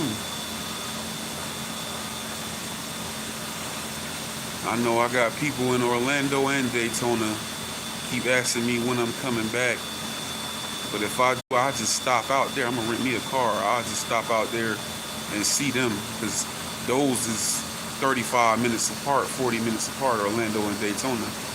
So I can try to, maybe if I can get a good week off, because I got like 5 days that I got to use, run that shit, start that shit on a weekend and run it right into the next weekend. And so I can try to see all them people in a couple days, then shoot down. Then I was telling Cuz I was thinking about going out. She in Lauderdale, but I was thinking, this is the Miami, to go to Miami for cheap season. I was down there 10 years, never went to Miami. And I want to go to Tampa too. So I don't know what to do. I can kill the no in February. I don't really care about Mardi Gras, man. Because when I was in Daytona, spring break, they was doing the same thing. The bras are showing they titties and, you know what I'm saying, for beads, because they have beads out there. Like, that ain't really no, you know what I'm saying? And that's when everything gonna be high. And every time I've been trying to go out there, it has been for Mardi Gras. Like, they kept canceling on me last time and all that shit. 2 hotels and an Airbnb. You know what I'm saying? Then, I remember I got my first ticket when I first came to Florida. They was having Black College Reunion. And it was these 2 badass black chicks that was driving like a Mercedes convertible. It was like a navy blue shit. And my boy had a camera, and this one I had a flip phone. This was like them days, and it had a camera on it. And I remember they was in a convertible, and the one in the passenger side had on like a black skimpy dress and a cowboy hat and some cowboy boots. So she told me, I'll show y'all some titties for some beads. And me and my cousin roommate ran all out in the street and shit. And they had already told us to get out the street. They had just told us like literally 45 seconds earlier. So I run over there like with a handful of them motherfuckers. And the girl pulled her titties, and the one in the driver's side laughing. Then she propped her leg up on the shit and pulled a dress up that didn't have on no drawers. And we gave her the beads, and he was filming it. And we hear, hey! So we turned around, we started walking back. He said, come here. He said, these guys don't know how to stay out of the street, gave us a ticket and shit.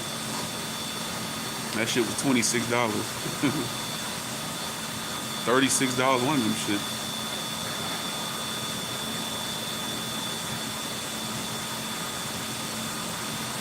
They used to be racist as hell in Daytona when Black Spring Break. I remember when they had because the white Spring Break was spring break, but I'm saying the Black College reunion, when they come in, spring break has already been taking place, and then that's when all like most of the white folks been there. And then I remember all the businesses, everything would be normal. And then when the Black Spring Break came, all the businesses, the surf shops, the swim, you know, that sell the bathing suits and all that shit, restaurants, or so much shit would close during the Black Spring Break. And they'll have a cop every fucking 10, 15 feet going miles and miles and miles up A1A, which is the street that goes along the Atlantic Ocean. Everywhere, all up and down the street, boom, boom, boom, boom, boom, boom.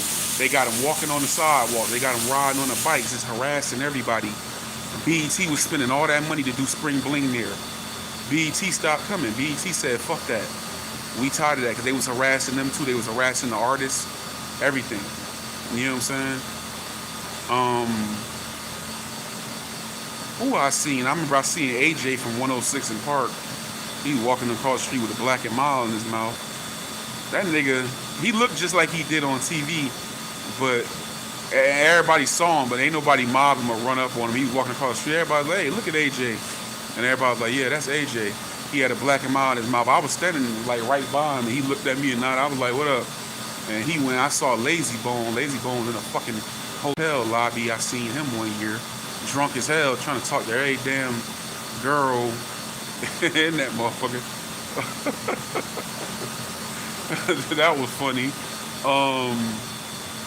Well, that wasn't spring break, but I seen BG. You know, you see a lot of motherfuckers down there. Motherfuckers, you know, but BET stopped coming. And then that year they stopped coming, the numbers of people dropped down. And then they got so strict and they was harassing people so much, that shit dropped more and more and more. You should see it, bro. It's a shame, bro. Like, by the time I left, bro, that shit was coming and the streets was empty. You will see 2 or 3 people walking over here. 2 or 3 people. I said, that's a shame, bro. That's a shame. No, I think you talking about Terrence J, Digital Dre. Wasn't that him that was crying over shit? I don't remember AJ. AJ was that tall one with them long dread shit in his hair or something like that.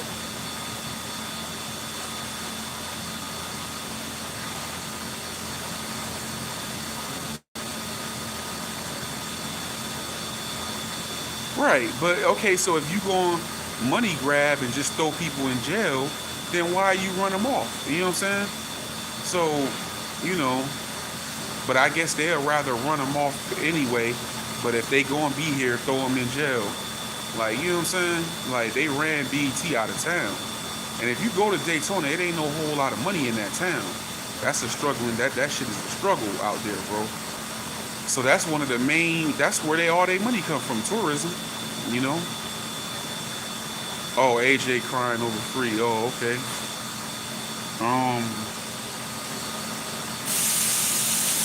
But that shit was crazy. It used to be in the papers and everything. All the businesses would close during Black Spring Break. They all closed over there. That shit was crazy. It might be a couple convenience stores and IHOP, maybe a gas station here and there, but all them surf shops, them beach stores, and all that shit would be closing up. And I was like, yo, that's so blatantly crazy. And like, you know what I'm saying? Like, man, like I said, toward the end of the time I was there, man, you go out there, that shit used to be jam-packed. You can look at old pictures from it where you can't even see the sidewalk. It was so many people. And the tradition there was grabbing ass. Like, dudes would stop girls, be like, yo, take a picture with me. They'd take them, they're grabbing their ass, they walking by, they coming out there, they knew that was going to happen. It was like a big ass grab fest. You know what I'm saying? And then there was so many girls trying to act like they were so opposed to it.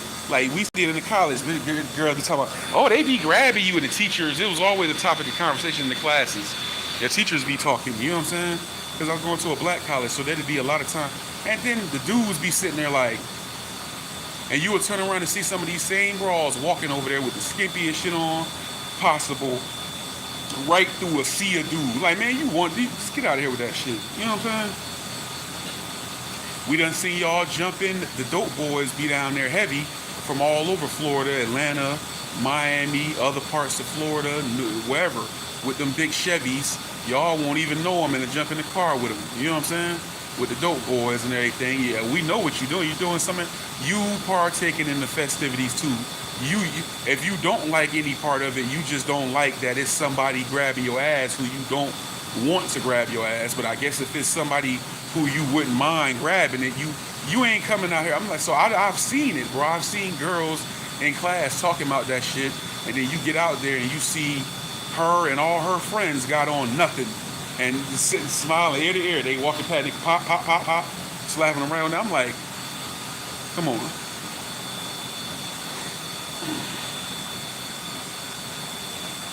I ain't never hear anybody talking about they smashed Free.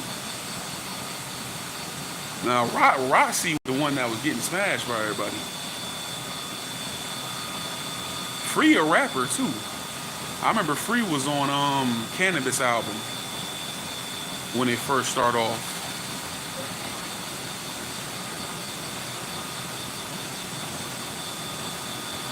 Free be the one rocking shit, specializing in something in weapon diagnostics, whatever. Yeah, man. Yeah, used to be out there. Used to be talking all that shit. I swear that shit come up in every class. When spring semester coming, them black college reunion coming, that be the topic. The teachers be talking about it too. Oh, I hear that they do this out there, they do that out there. And every girl in there talking about, yeah, it's like, they be looking like, man, like, and all y'all finna be right out there doing whatever. Yeah, they tried to revive Black College Reunion in Daytona. It didn't work. They done soured it.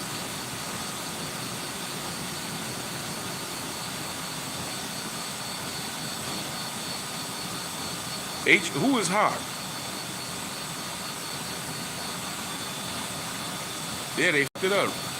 They messed up. Like I'm telling you, you can find old pictures on the internet from the 80s and the 90s of Black College Reunion. You can't even see the sidewalk. They got pictures, like I guess like in the middle of the street with some type of camera where you can see both sides of the street. And you can't even see the sidewalk. It's just full of people. And now that shit, 2 people over here, 1 person walking over here, 1 person. Oh, okay, yeah. Yeah, I heard about that. Literally 1 person over here, 1 person over there, 2 people over there. I'm like, that's crazy, bro. That's a shame.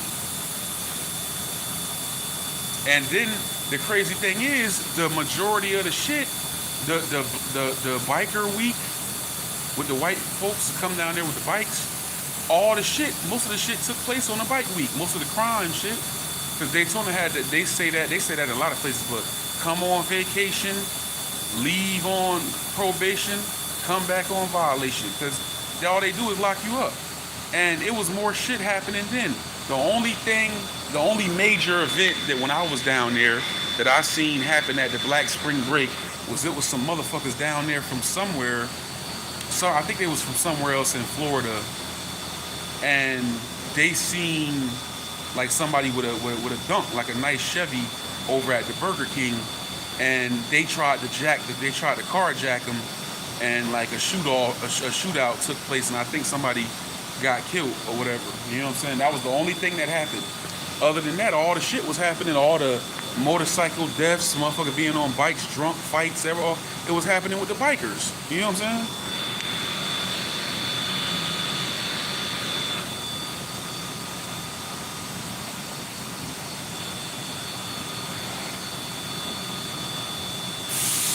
That was the most you was gonna get. Man, you wanna hear a fucked up story? It'd be all kind of shit going on during spring break down there. I remember my homeboy was working at the Hilton Hotel. I worked there later, but he quit because it was a dude who was down there with a fine ass chick. And the craziest thing about it is this was one of the years before it, like right before it died down. It was like not that many people out there. And I remember being out there. And the funny thing is I think I know the chick who my homeboy was talking about. Like, not, she ain't from the town, but I know what he's, because I seen something. So what happened was, it was a dude out there with this badass little chocolate chick or whatever. And she had on like some little red fishnet looking type of shit or whatever. He had some blank business cards with a number on them and was giving it to people, passing it out, telling them to come to the room in the hotel or whatever.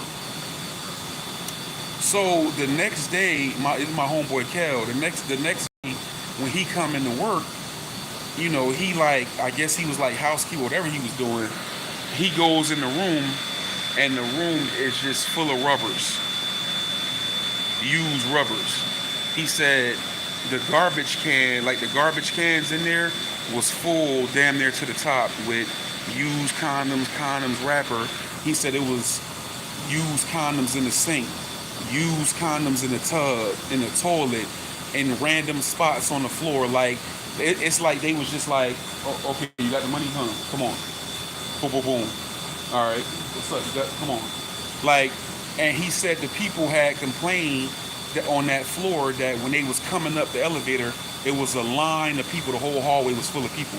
It was like they didn't know what was going on, but it was just a hallway full of people, and the people was complaining. You had left complaints. And he said, I ain't cleaning that shit. Like, they was trying to make him clean it. He said, I ain't picking that shit up. And he ain't touching it or whatever.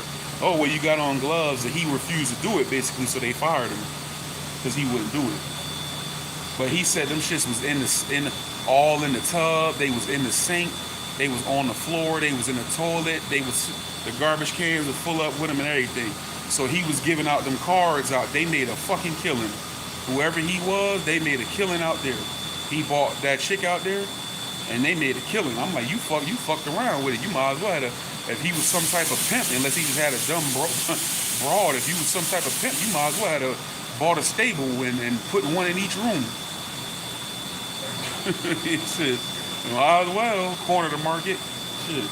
But that's what happened, and he refused to do that shit, and they fired him. I said, that's some nasty shit. I wouldn't have picked that shit up either. I'd have been like, nah, I ain't touching this shit. I don't care if I got gloves on or not. That's some nasty shit. So I'm like, y'all was just walking around in the room, like, and that shit was on the floor. And I don't give a damn if I had on shoes.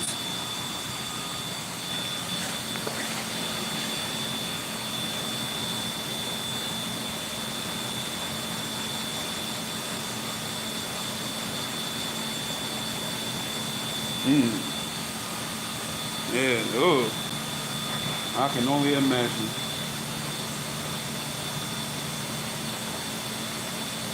And then my thing is, if the rubbers was in the toilet, was in the tub, after she did all that, did she go wash? Hopefully they had a room somewhere else in there, another room or something. But it's like, damn, so, because they wasn't there in the morning. They wasn't there. The room was empty. They did what they did and hauled ass. You know what I'm saying? Right. Man, I was working at that hotel. I done seen some shit, man. I was working, I had got a job at the Hilton around spring break time. So I saw, like, and working there every day, it was a room. I had a few different crazy situations. It was a room, and I was seeing these motherfuckers every day. It was like a room with like 5 or 6 black cougars. That's why I don't trust them women talking about they all going on vacation together. They be in all type of shit. It was like 5 black cougars, and all of them was red bones too, and they was fine as hell. They was like cougars. They looked like they probably was in their late 40s or something like that, but they was nice looking. And so throughout the week while I'm working, I'm seeing, you know, sometimes I see them all, sometimes I see one or two coming out of there and all this and that. So I was a houseman. I used to strip the rooms and go in there and snatch up the sheets and everything. And it was a good job because, man, people used to leave shit. I guess they would go on the pool. Man, I used to come out of there with gallons of Captain Morgan, unopened beers. I used to have all type of shit, bro. You know, that people would leave. But, man, when them women checked out of there, I went in there one day, and when I walked in this room, bro, edible underwear, double-sided dildos, vibrators, regular dildos. It was so many. They had every type of. This wasn't the Rose era. They had every type of dildo, sex toy, edible. You can see the wrappers for edible underwear, little oil flavored oils. They was doing all type of shit, lubricant and all this and that.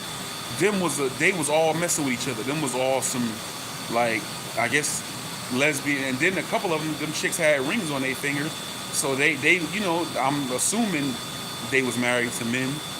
But, you know, I don't know, bro. They had it going on in there. And the thing is, they had like 2 queen beds, so they all was sleeping in there together. That's for damn sure. You know what I'm saying? So they was sleeping in the bed together. And I don't know what the hell they had going on, but I know it was like 5 or 6 of them in there. But when I saw that shit, I'm just looking around like, yo, that shit crazy. And the crazy thing about it is I started stripping them rooms quick. Their room was one of the last ones. So I remember I was stripping the rooms, and one of them came to my cart and was like, can you give me some towels? So yeah, we about to get out right now. We just trying to get us a quick shower. So I'm like, all right. So, you know, I went and got one of the girls some towels. So I'm seeing here and there one of them go out and everything like that. So, you know, then I remember when the last one came out, and she was like, okay, thank you. And she had a certain look and a smirk on her face. And I was like, why is she looking like that? I remember thinking that to myself. So I'm at the room before they room. So I get done with that one, and I go to, like, they knew I was about to see all that shit. Basically, they probably in the car laughing like he about to walk in there like, what the fuck? Like, I walked in that bitch, I was like, yo, like, y'all could have put that shit in a bag and threw it in a trash can in the hallway or something. Like, why y'all left that shit in there? That shit was nasty as hell. That shit was everywhere. The shit was on the bed, you know what I'm saying? One was on the bed. I snatched the sheet off and, you know, snatched the sheets off, and a double-sided black one rolled out of the sheets onto the floor. That shit hit my shoe. I looked down, I said, what the fuck?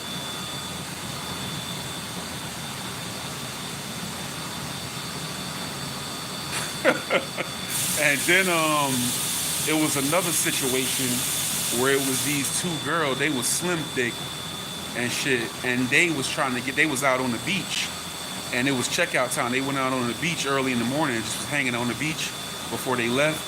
So they came back, and really it was after checkout time. So they was like, I'm in there snatching up shit. That's just charging the credit card, got the last laugh. So I was in there in day room. I didn't know it was day room though, but I was in there snatching up shit. And the whole point of the houseman is to try to make it a little bit easier on the housekeeping girls. So you pick up like random little papers or shit you see left, like that they left in the room. So I'm in there with a garbage bag. I'm in the bathroom.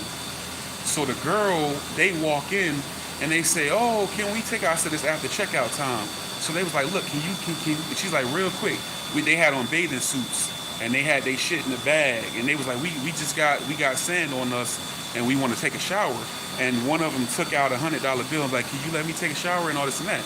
So I'm like, okay, fuck it. You know what I'm saying? So I took the $100 bill, and before I can gather up the bags to walk out of there, these motherfuckers stripped down and jumped in the shower. So I'm sitting there looking, and they giggling. They ain't even give a fuck. I'm looking, and I'm grabbing the shit like they're taking a shower and shit. So I'm like, all right. So that was that. But man, I used to see, man, and then they had a swingers convention And man, I remember stripping them rooms after they had the swinger convention. I'm going in there, chairs is in front of mirrors. You seeing leather masks and strap kits or straps, and they done left all this shit in the room. I'm like, these motherfuckers tripping.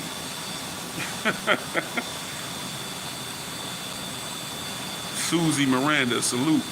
Hit the like button, subscribe to the channel. Thanks for tapping in. But man, I seen a lot of shit over there. But yeah, they jumped in the shower right there. What's that?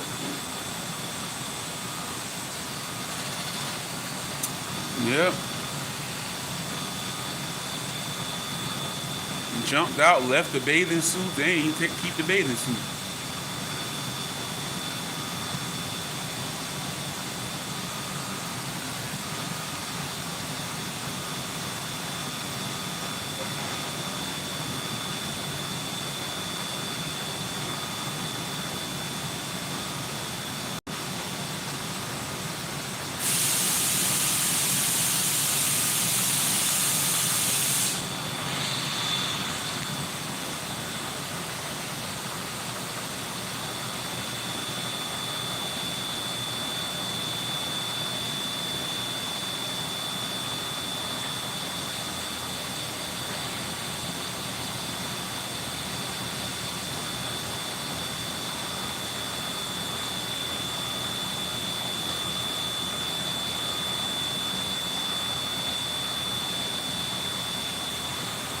So, trying to think, is there anything I'm forgetting?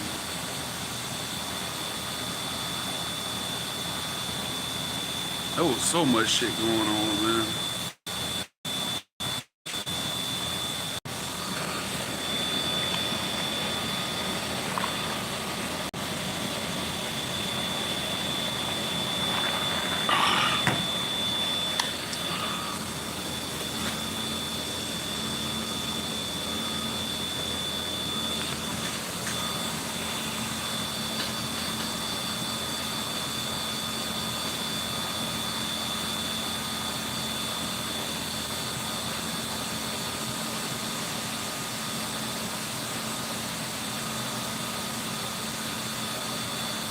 $202.52. Like, share, and subscribe to the channel. Big IV, Big Foe. A lot of people for the people. IV the real only. Show topics. IV the real only, all lowercase at gmail.com. IV the real only, all lowercase on Instagram and TikTok. Anyone want to support the channel? This dollar cash app is $ JBARMS.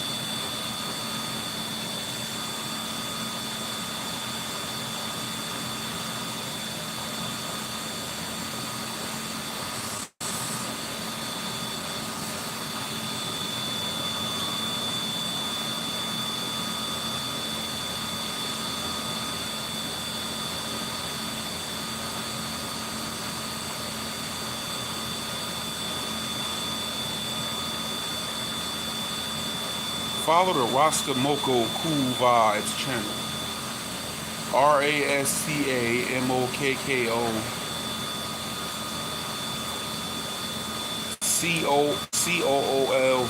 COOLVIBZ.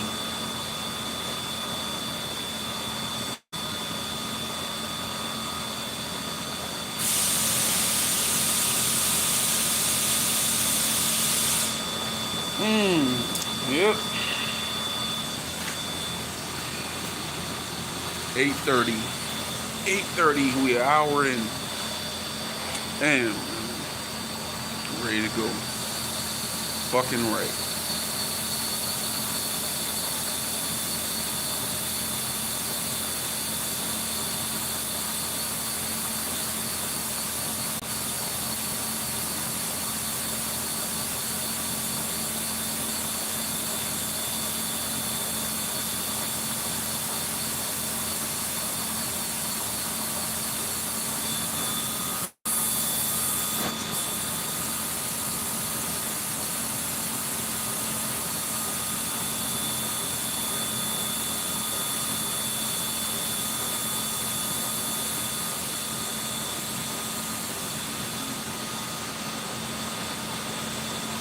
Oh man.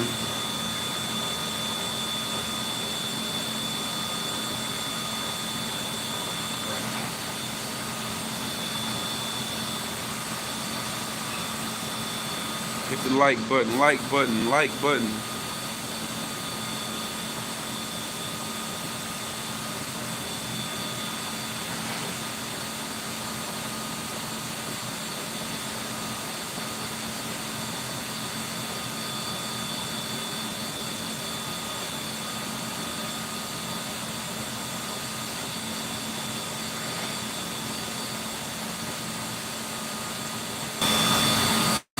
I'm trying to figure out.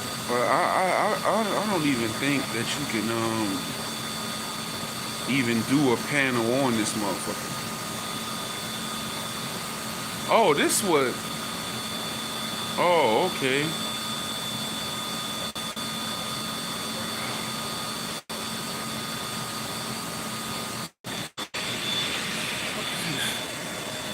How do I get this shit off the page though? Oh, there we go. Gotta go to restroom. I'll be right back.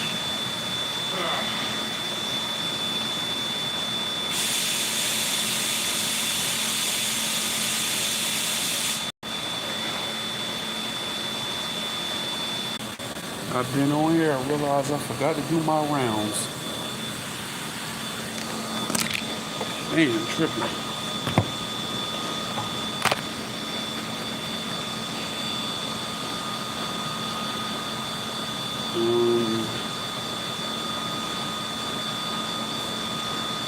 Top of the morning to everybody. This has been the early morning ride along, cold as ice episode.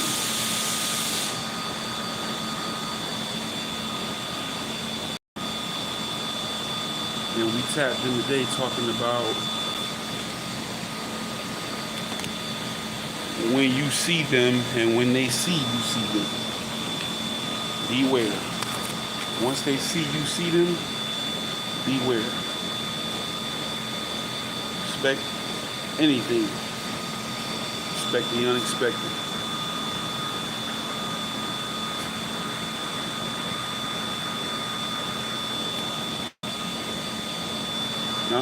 Yeah, he'll be on there soon.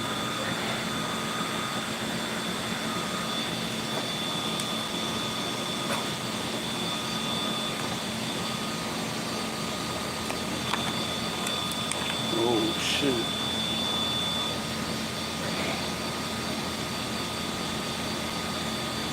Yo, man, come on, man, this fucking dude, bro.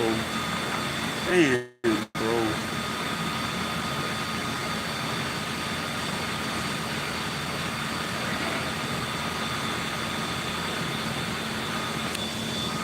Damn.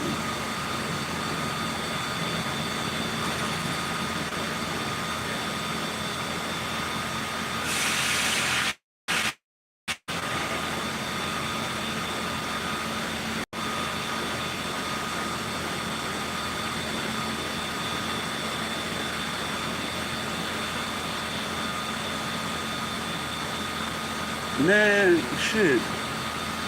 I found a show. I mean, I found a channel, bro.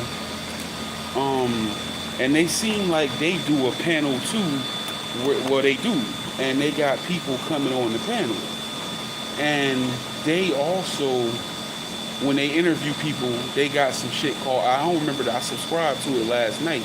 I was sleepy. So I gotta somehow, I hope I come across it. But when they interview people, it's called, that part of it is called Slap. And they use StreamYard, but they got their own little animated layout, just like I'm about to get. And they call it S.L.A.P. I don't know what that stands for. But I was like, look at this shit. And I swear I ain't copied them. My shit called Slap Global. You know what I'm saying? And we do a panel. But they've been around longer than me, and they got like 6,000 something subscribers.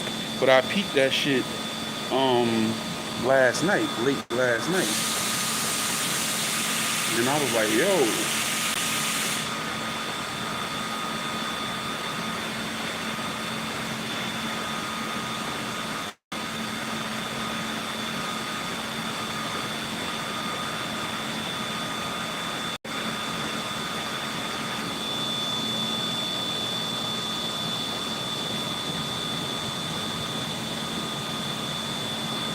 right, y'all. Salute, y'all.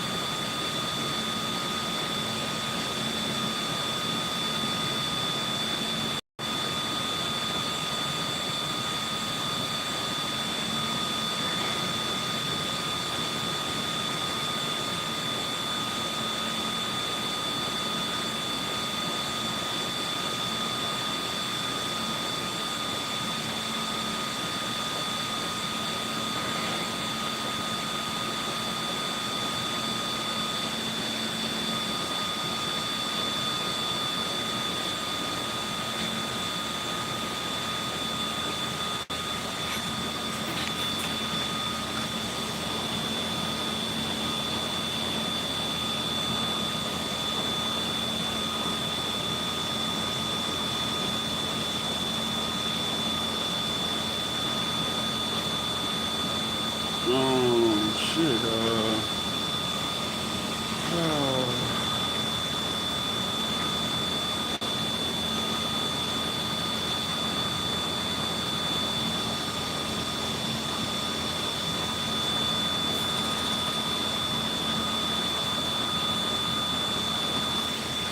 Yeah, almost done here. Almost done. Still my I forgot to do my rounds.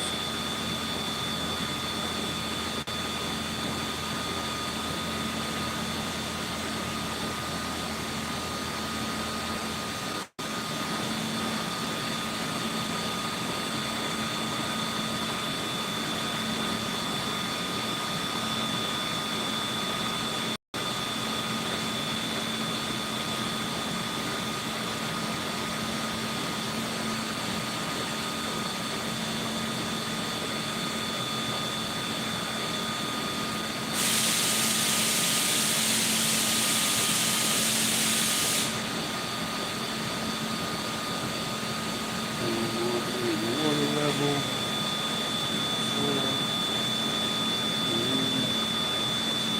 7:30. Okay. Yep.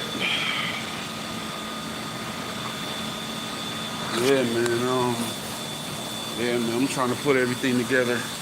This shit can be overwhelming sometimes. But yeah, man, I saw that. I saw that other channel. Yeah, I was like, damn. And they was on there raising hell too. Whoever that female was from Texas, she was on there cussing motherfuckers out. It seemed like a dude from New York run it.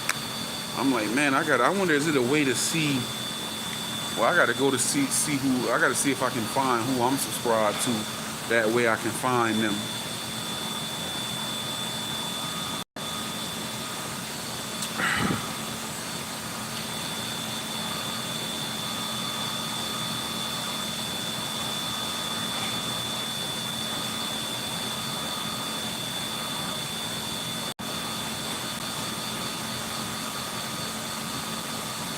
I don't know. I can't remember. I got to see if I can find it. This was last night as I was falling asleep. Because the last I saw that and I subscribed to it. I didn't watch much of it, but I subscribed to it. And then I tried to look at that thermal shit, and that's when I fell asleep. I gotta see if I can go in my shit and see if maybe I can see who all I'm subscribed to. Because they the last people who I subscribed to. Hopefully they'll pop up though. But they got a panel. The host is from New York, and they StreamYard shit is like a cartoon shit in the background. I don't think they interview no celebrities, but they seem like it's like a panel of them, and they do reactions to shit too. Like just through looking at the thumbnail, I clicked on one. They got like 6,000.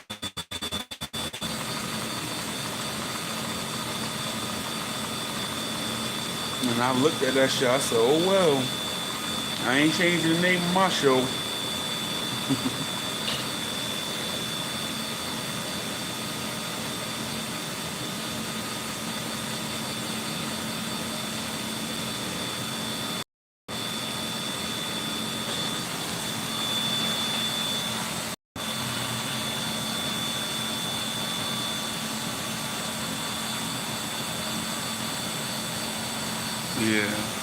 I'm gonna check out and I'm gonna check that shit out and find out what's they name. Maybe try to watch a couple of their videos and see what they doing.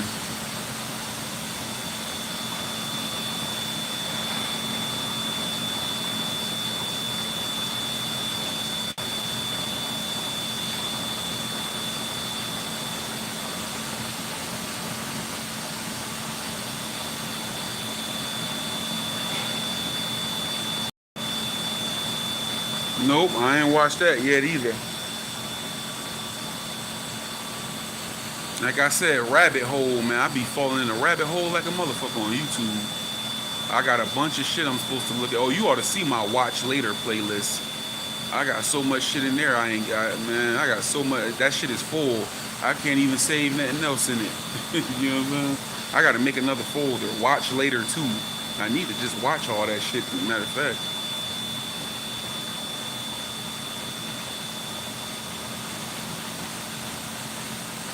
I tried to get to that thermal hunting.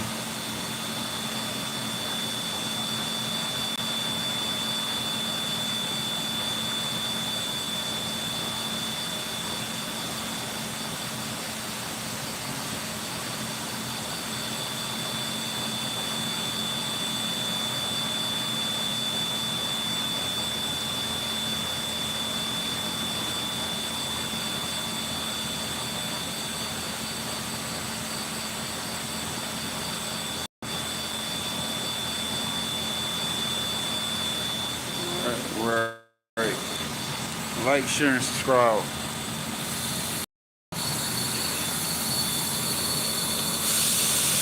Fuck that. Might have to partner up with them. Like, what y'all doing over here? Y'all motherfuckers.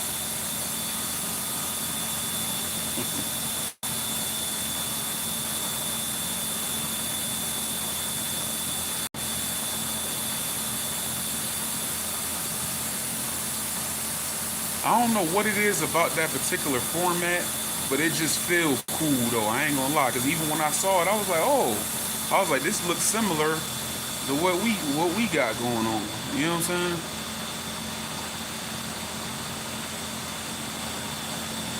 So most of work happens if the machine shuts down. It depends. Like, yeah, technically, as long as everything is running smooth, like it is now, ain't no problems. That's what we here to. We here to monitor for problems. You know what I'm saying?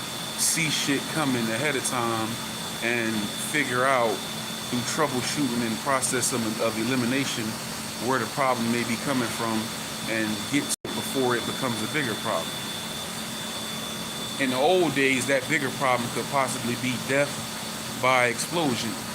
But now with modern bells and whistles, you know, and safety valves, that won't happen.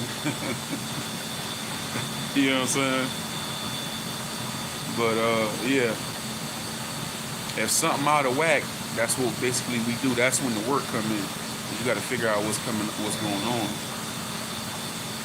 But other than that, yeah, you just cooling and monitoring. You know what I'm saying? Now that I took this position and I'm a chief, I got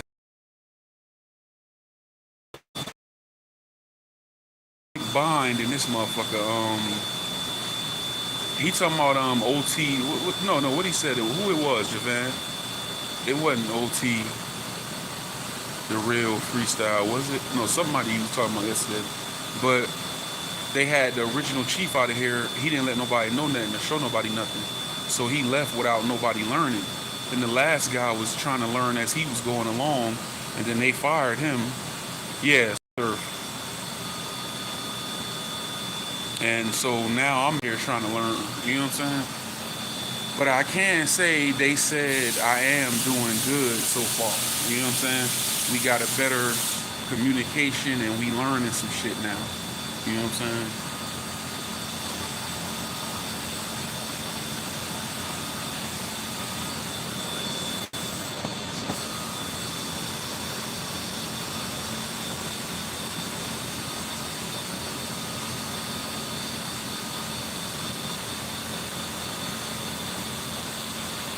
Redman.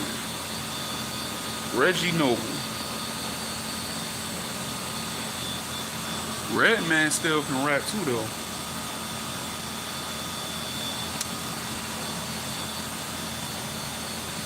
I'm noticing our little era, I guess you could say now we would be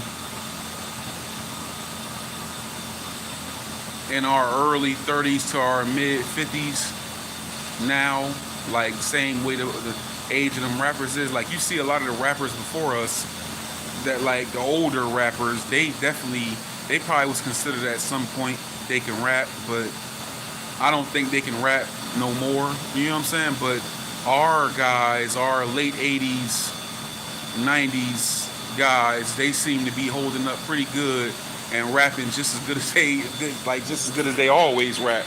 Ain't nobody really fall off, like, you know what I'm saying? And that's how you know they was ahead of their time, because they still better than the motherfuckers out now, which ain't gonna be hard, but I'm just saying, you know. These niggas are like, how Nas 50 something years old and putting out some of the best music of his career. You know what I'm saying? You know, because if you look at it,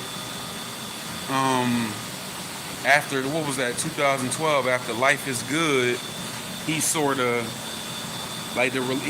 quieted down. Like the releases that was after that didn't get as much light and shine, like Lost Tapes 2, Nasir, and shit like that. And then with this King Disease and Magic, he is sort of a resurgence from him.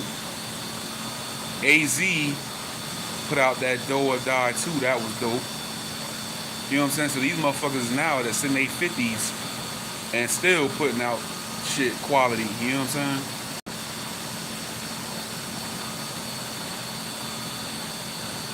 So they was ahead of their time. We came up in a special era of the rap shit.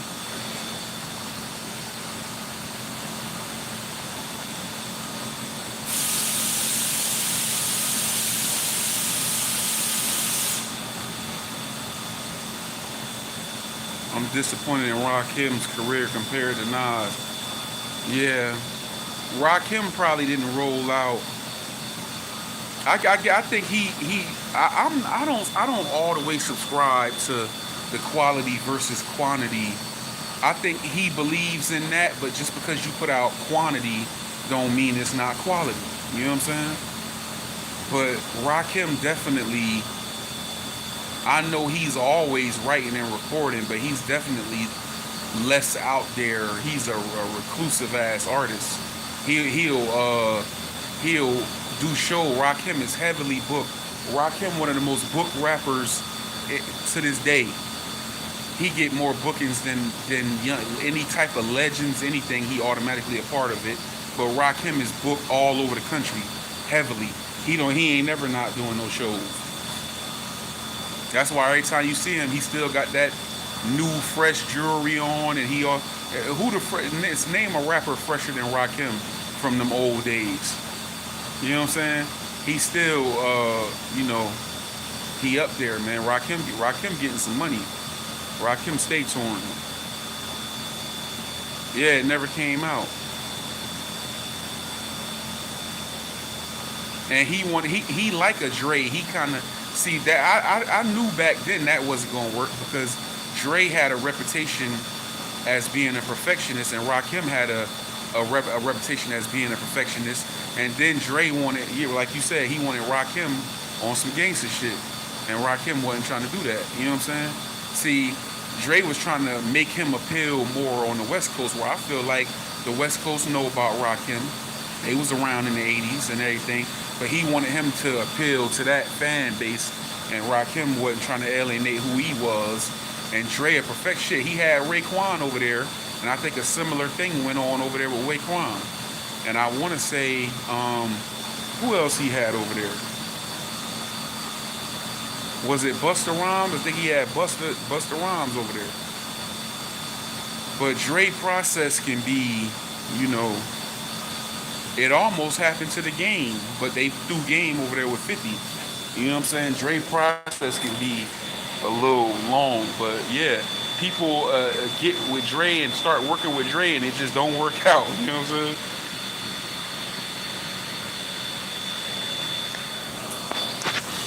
But I definitely wish Rakim would have been out here more. You know what I'm saying? But he didn't kill his brand off though. When he show up, he might be kind of lazy. He might be kind of lazy. He didn't kill his brand up though. Kill his brand off. When Rakim show up, it's still the same love and appreciation for him. You know what I'm saying? When he show back up, you know what I'm saying? And that's what he's mastered the art of, is not overexposing himself, or he never oversaturated the market with Rakim. Like, I think that was one of the things that fucked up Master P. A lot of people say that oversaturation. This motherfucker came out and all of a sudden he was on movies, he had toys, he had clothes, it was just Master P, Master P, Master P. And a lot of times that oversaturation will get you like, okay, we done seen all from you that we need to see or want to see. And then in our community, we just throw our people away a lot of times. You know what I'm saying? Busta album he did with Aftermath, yeah. But that shit took a while to come out. Because when you look at it, Busta was dropping like every year at one point. Because he dropped that Shine in 95, no, 96. Then when Disaster Strikes in 97, then that Extinction Level Event was supposed to come out in 98, end of 98, but it came out like top of 99. Busta was probably dropping every year or two. Then I remember it was that little gap that it took for him to come out with the Dre album. You know? Yeah, he wasn't. But P, like it or not, just like people say Silk the Sugar Cane rap, they did have good albums. And they could make good songs. They might not have been the best rappers, but they did. I don't care what nobody say. Silk the Shocker, Charge It to the Game is hard. Made Man is good too, but that Charge It to the Game, that shit is hard. Master P, Ghetto D, that shit is hard. You know what I'm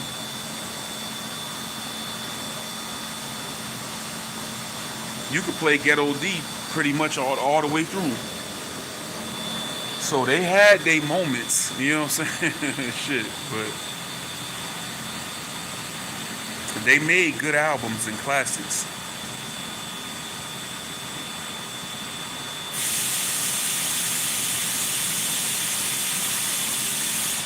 And I go back to, I don't want to seem like I be talking about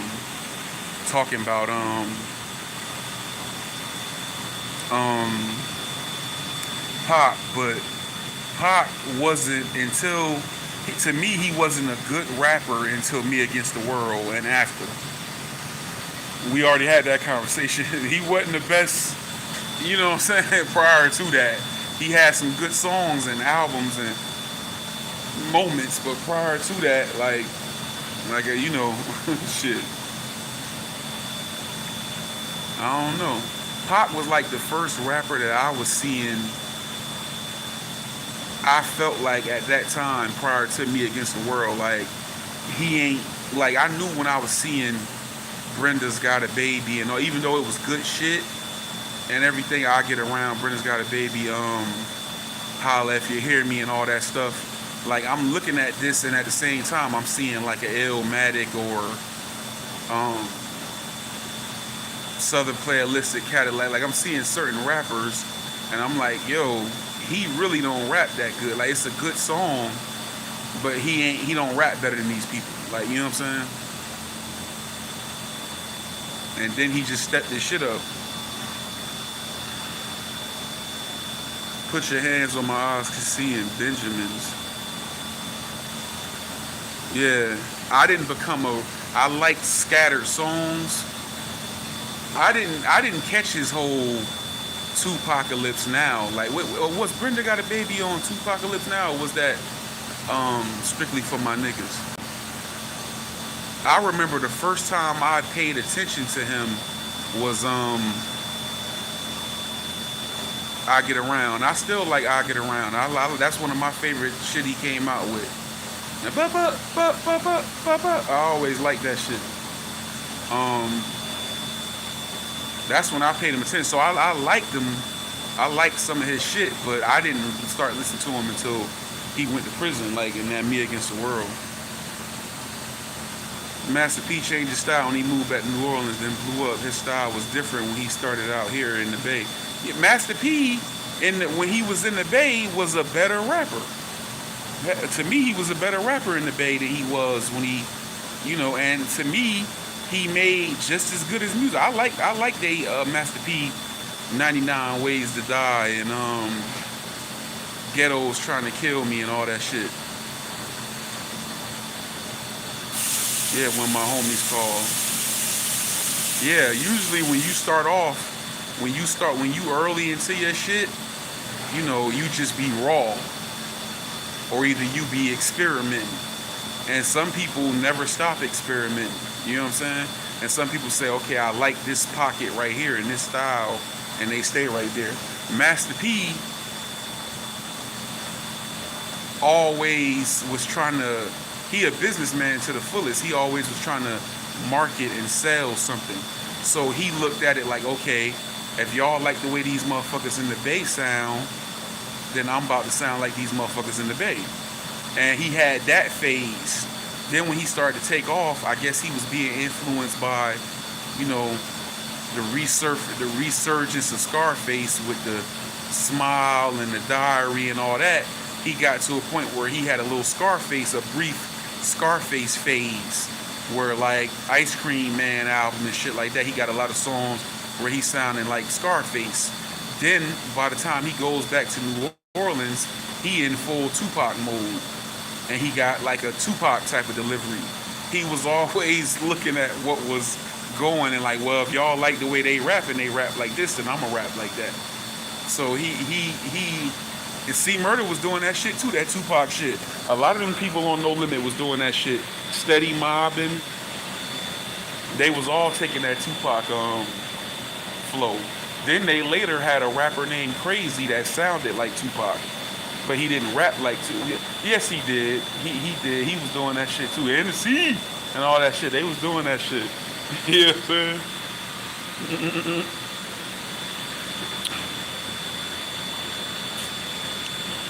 Right. Pac came out to get, yeah. Like I said, I liked him. I liked some of the shit he was making. But to me, he didn't really become Pac until 95. That music is totally on another level once Me Against the World hit All Eyes on Me and Machiavelli than the shit he was putting out before it.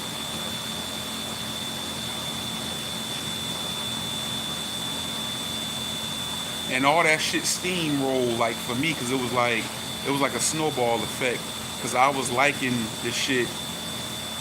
I was like, okay, Brenda's Got a Baby. Holla If You Hear Me. You know what I'm saying? And then that rolled into Thug Life album. One of my favorite songs, Pour Out a Little Liquor. And I'm like, okay. This one I start liking him more and more. And what was the other? From the Cradle to the Grave. That whole, yeah, Lil Zane. Oh, don't even get started. He really tried to sound like Pac. And then that shit snowballed. Then the shit happens when he gets shot in the shit with the chick, and he in jail. And that's what made me a fan of his during that little period. and it started with that So Many Tears. I didn't really catch on with Temptations like that. I remember I used to see the video when they was looking in the hotel and looking in the room, but I kind of was tuned off to that. But that So Many Tears, I was really hung up on that one.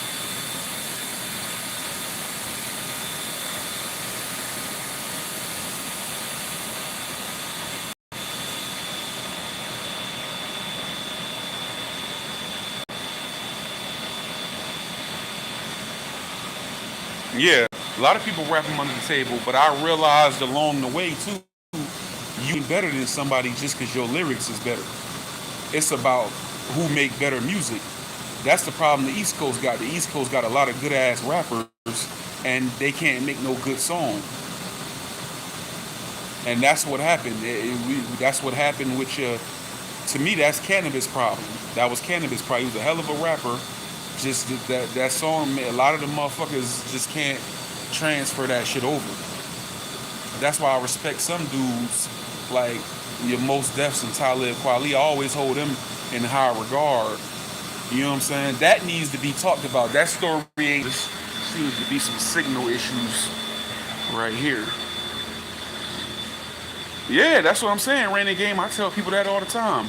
I've told several people, I'll be like, yo, forget, because, okay, people, All Eyes on Me, people get that credit because it has the more commercial appeal than Me Against the World. But go back and listen to them two albums this week sometime and tell me Me Against the World ain't better. And a lot of them songs on All Eyes on Me, it's just a bunch of songs. A lot of them don't necessarily have to even be on there. Like, you know what I'm saying? Out of them whole two albums, you got your key moments. Shorty Wanna Be a Thug. We can name them all. Your Hit 'em Ups, your Shorty Wanna Be a Thug, your What's Your Phone Number, like certain songs. Really, you can cut that album in half and just put out of the best moments of both of them CDs, it's only an album worth of shit. I got it in the car. I listened to it. I still got the CD. I got a CD player, you know, in the car. I still listen to it. I know I've made that comparison time and time. Like, yeah, this is better than this.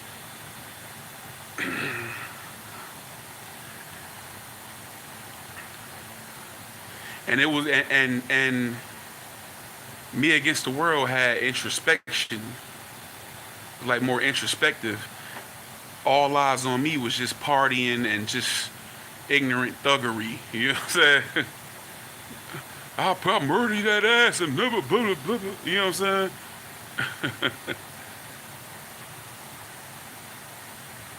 Lil Zane.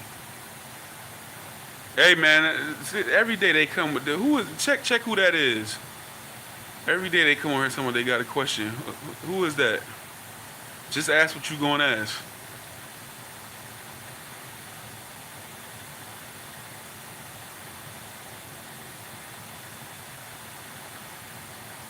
Yeah, I've done that, like, you know, like I said, I don't just assume I'm right. I've made that comparison time and time again in my life. Like, I've put them two albums up against each other. Especially, I mostly do it if I'm going out of town. Like, I remember when I went to Virginia Beach, I played them back to back. I played Me Against the World. I'm like, okay. And I put on All Eyes on Me. And I noticed the immediate difference was in Me Against the World, I don't skip nothing. When I get to All Eyes on Me, it's a couple of that shit that I skip. Like, I don't feel like the song with Redman and Method Man was all that. That's a skippable one. To me, trading, well, if I had to put that album, and I'm finna struggle here to remember the songs, if I had to take that album, that double CD, I'm gonna put Ambitions as a Rider. One of the hardest shit on there to me, Only God Can Judge Me. I'll put Only God Can Judge Me. I'm going with the hard shit off the bat. I'm gonna put Bring the Pain, Shorty Wanna Be a Thug. Ain't How Long Will They Mourn Me? That's on, no, that's on the, no, I don't think that's on there. I'm gonna put What's Your Phone Number. Trading War Stories, How Do You Want It. Truth be told, I ain't never been crazy about America's Most Wanted. I ain't never been crazy about that. People like that, but I ain't never been crazy about that.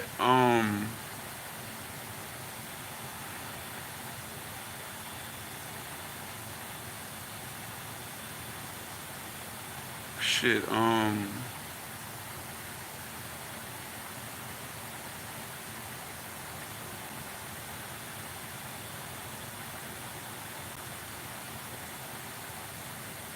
I said, what's your phone number? Oh, I'd rather be a nigga. That's a good one.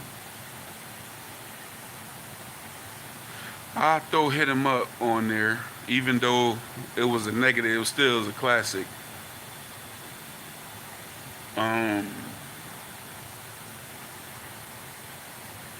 don't know. I can't remember. I got to see the track list. Big Speaker Man. Check him out.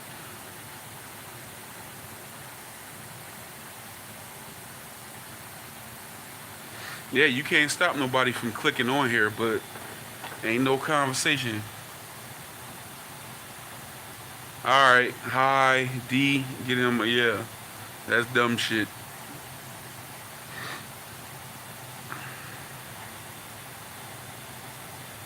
But yeah, I know what I was talking. Yeah, Raucous. Raucous, yeah. People don't talk about that enough. Raucous should be held in higher regard because they made some true school boom bap hip hop in the era where that music had already that music had died out in probably like the mid 90s, and it gets overtaken by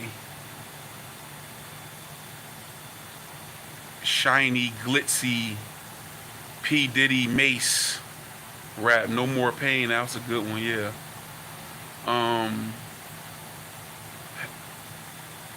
Life Goes On. But anyway, Raucous, if you look at what happened in hip hop at the time, that was immediately during the boom bap, Puffy and Mace, Biggie died, and it's like a shiny era. You know what I'm saying? Puffy and Mace, shiny suits and all this and that. LL, he back out here. So he came back out here and made Keeping It G. You know what I'm saying? Doing it and doing like them songs he had. Then he started getting a little bit more R&B with it. Then you had that rolls into 98 and the street shit kicked back in. You got your Noris, your Big Pun, your Onyx come back out. You got that. So these is two types of rap and hip hop that have performed better than that true school real hip hop shit. You know what I'm saying? And then 99 kick in. Now this is when they start to make noise. That was a successful label, and it was independent.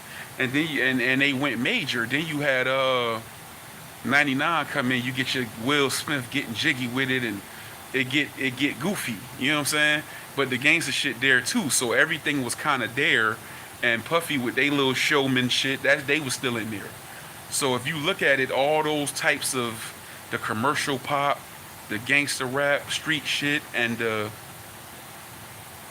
always consider Bad Boy to be like a mix, a balance in between the gangster and the pop shit. You know what I'm saying? Either way, they managed to cut through and still shine with an independent label and do gold and platinum sales. When, before that, or after, have you ever seen that type of hip hop, especially in the era where they came along, perform that well? That is big. Because typically that type of rap, they get clowned for, oh, that shit don't sell nothing. And look what they did. Mos Def and Kweli went gold. Mos Def went platinum. High Tech went gold. Talib Kweli, I think his first album, I think it's platinum now. Big L first album came out, Big Picture, not first album, Big Picture came out on it. It was a bunch of gold and platinum plaques. from an independent boom bap basement label. You know what I'm saying? Real hip hop shit that typically didn't sell, it sold. And in the era with they was competing with Puffy, Death Row was still putting out Tupac albums. Rockefeller and Rough Rider had came up. Cash Money and No Limit was listening to this. And that label turned around and sold gold and platinum albums of hip hop that traditionally didn't sell. That's why they should get their flowers. It ain't talked about enough.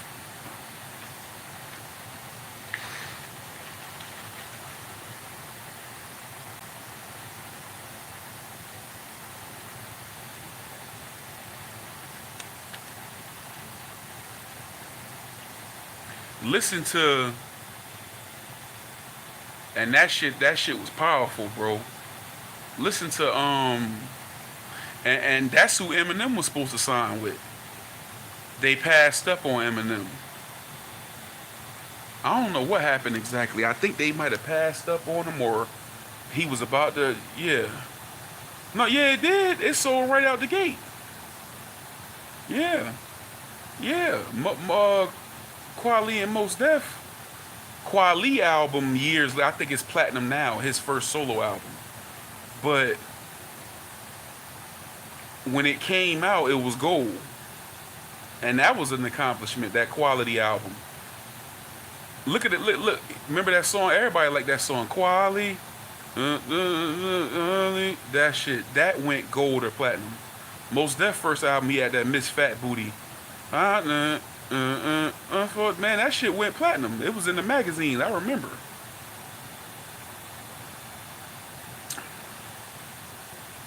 Don't be hating on Rawkus' best player.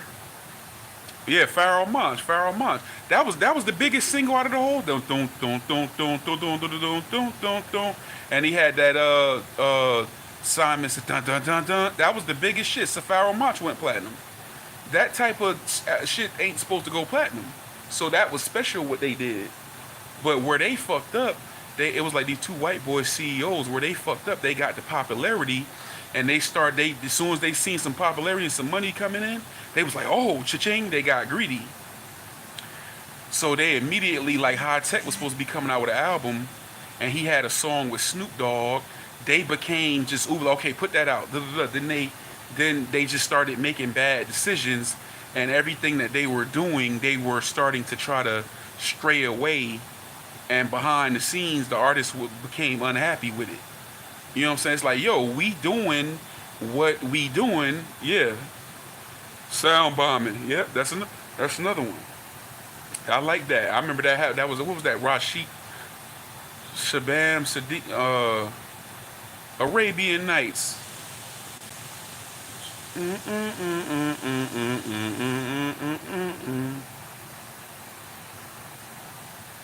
Something with torch lights.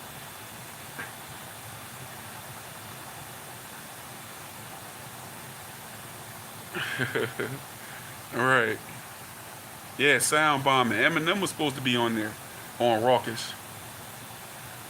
Yeah, it was. But P had a hell of a promotion campaign, and he had branded No Limit so good. If he put that shit on there, people just want. And you know another thing it was? The covers. Cause I will admit I got some No Limit album cause the cover. I was like, who is this motherfucker? You know what I'm saying? I was like, you know, and I got it. You know what I'm saying? I ain't gonna lie, a lot of them motherfuckers I didn't like. I ain't gonna lie, but a lot of them I did. Like, I like the core people. I think everybody recognizes who really had talent on No Limit. It was Fiend, Mac, Mystical, Soulja Slim, Mia X, like just the main people. You know what I'm saying? And the rest of the motherfuckers, you know, I wasn't really messing with. And Young Bleed and Magic, it was a core group that everybody rocked with.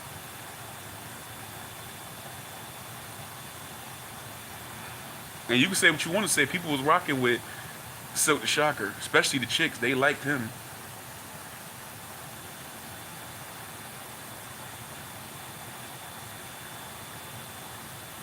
It was easier. Rap, hip hop sold more back then, you know. But yeah,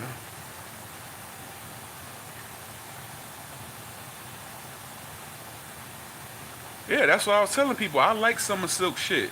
Charge It to the Game is hard. Napoleon, you had shit. That's how I heard it. I might still got that shit. Took all your CDs. Shocker Charge It to the Game. That I don't wanna be here if I don't gotta. My weed habit is so close to snow and powder. Quarter silk line. Oh. Fuck that. You can't short off my door, cut off one of your fingers, send it in the mail. If you don't have my money by 12, send the other 4. What'd he say? He said, how that shit start off? My favorite song on Charge to the Game is Who I Be.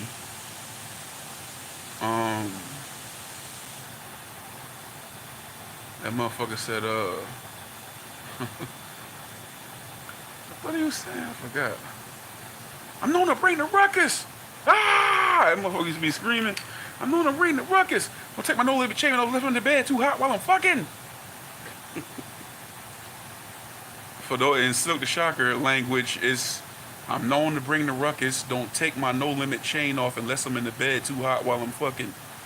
Disgusting. Y'all can't touch me. Y'all some busters. If you looking for us, you know we ain't hard to find. You know where we at, bitch, or something he said.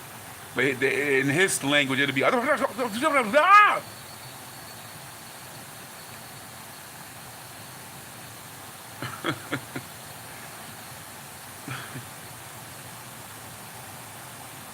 told you I had a line.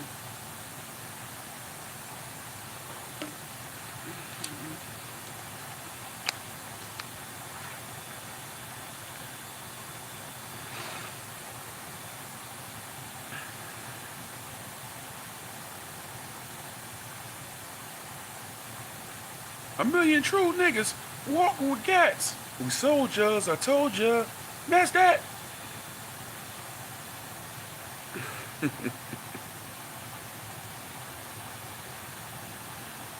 More vicious than a hungry Rottweiler. More vicious than a hungry, more vicious than a hungry Rottweiler. Damn, calm down, nigga. Slow down.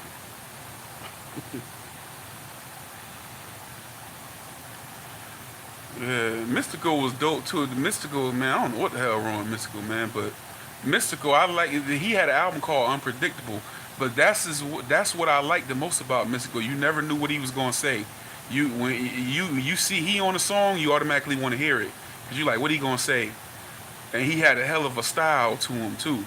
You never knew what he was gonna say. You know what I'm saying?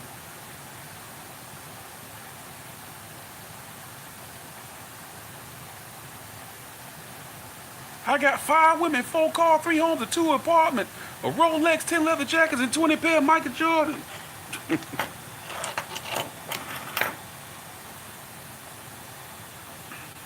Yeah, Mystical probably, Mystical had the most commercial appeal out of all of them. So P just was the best marketed, so he did the most numbers. But out of all them other artists, Mystical probably had the most commercial appeal, and that's why when you see he had the most success out of any of them when he broke off. You know what I'm saying?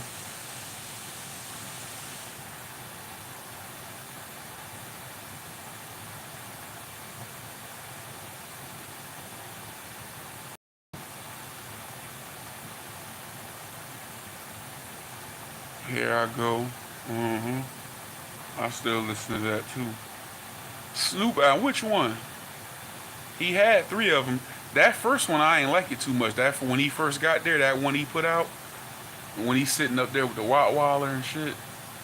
The game is to be sold, not to be told. Yeah, that he had a unique voice and delivery. He was like a southern Busta Rhymes to me. You know what I'm saying?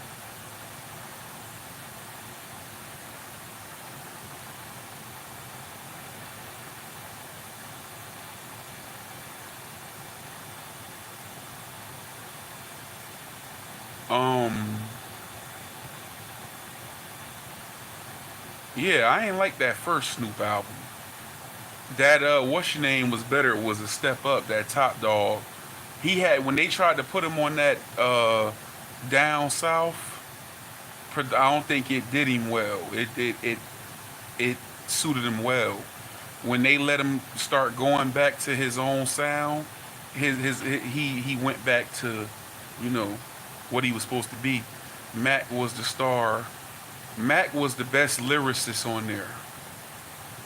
Lyrics wise, bar for bar, Mac was the best lyricist on the label.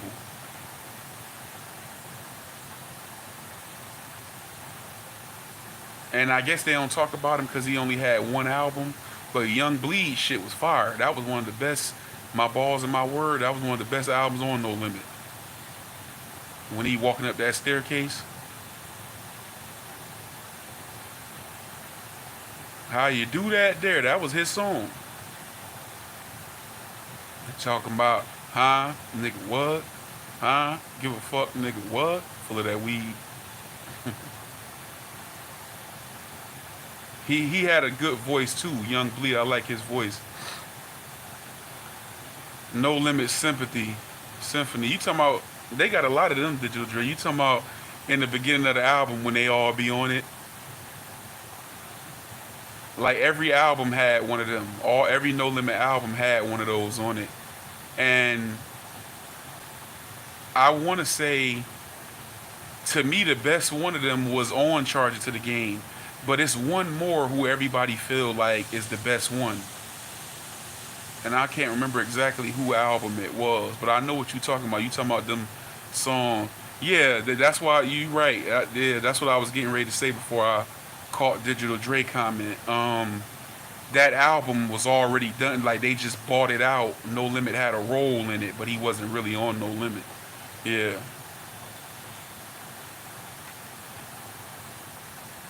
Depot was in the video. Oh, you talking about something different. No Limit Symphony.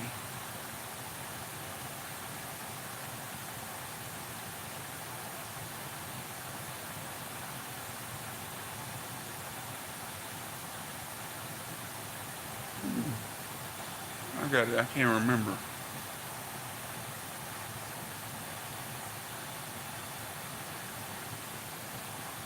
Hell yeah. And out of they most popular artists, C Murder probably was yeah, how you do that there video.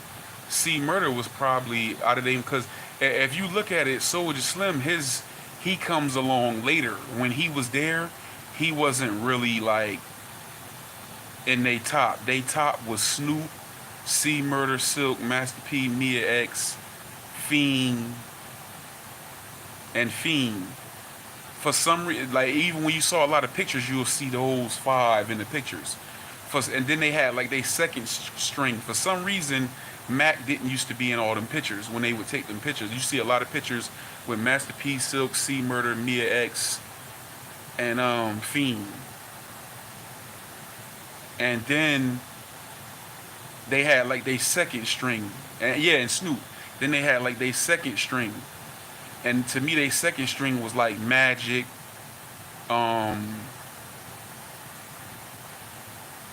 Mac. Then I would probably say Soulja Slim was up in that. Like that little second tier of people who you see every now and then, but I didn't feel like they promoted them as hard. You know what I'm saying?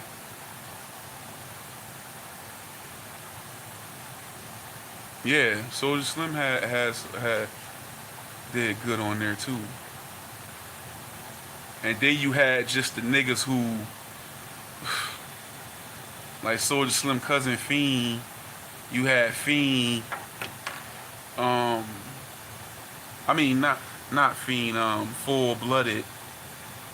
Then all them group out. They didn't do too good with groups, except for Cain and Abel and the first Steady Mob and other than that, like damn near every group album that No Limit put out was trash and didn't sell. Like them who was it? Prime Suspects and all them motherfuckers.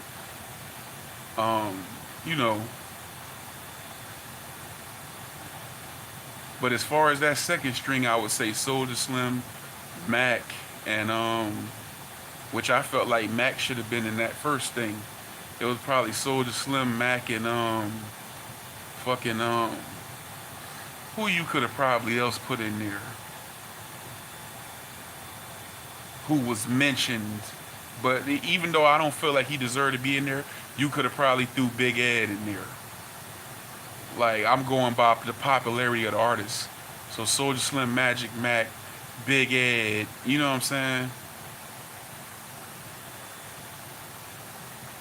And even though he only had one album over there, you might say, yeah, Cain and Abel was in there. You would have thrown them in that second string. And you probably want to say, what's this nigga name? Even though he only had one album. When he was, nah, I ain't gonna even throw him in there either. I was gonna say Marcelo.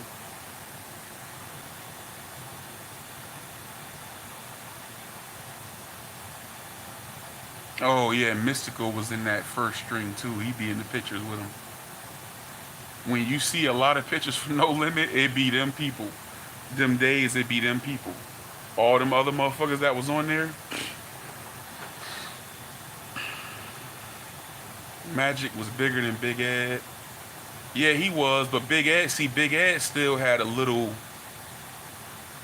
cause Big Ed was around in the California days. You know what I'm saying? So and that I think that's their cousin. He was around. I think so. Wait, no, it wasn't.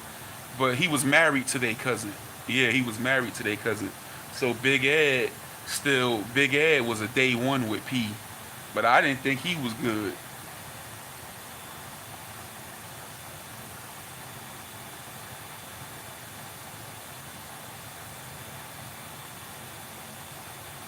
And I felt like Magic could have been bigger.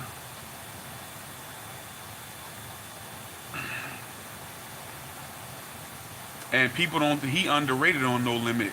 When you look at Magic, and if you hear Magic has some lyrical ability too. Go back and especially to me that Thuggin album, that Thuggin shit. Yeah, Magic has some bars and some vocab. People don't talk about him like they should. Yeah, Currency. I don't count that tail in. That's new No Limit. That's like they say that's when it was all the way. You know, everybody had them round No Limit tanks. That was like 2000. Anything after 2001 on No Limit to me was, I don't really count it. My cutoff is 2001. Like the Soulja Slim, Streets Made Me, See Murder had that Trapped in Crime, like that little era. Then after that, the music started just getting real goofy. You know what I'm saying? Yeah, I know. You know what I'm saying? I didn't keep up with all of them, but the main people, because it was a lot. He had a lot of artists, man. And I'm gonna tell you, a lot of them to me was corny. You know what I'm saying? It was them core people who I felt like, okay, these people got some talent, and all these motherfucking 150 motherfuckers over here, I don't know who they is. hmm But I always did fuck with Louisiana. Like I remember when Boosie and Webby came up with they shit, you know what I'm saying? And they made some good, them two albums, Ghetto Stories and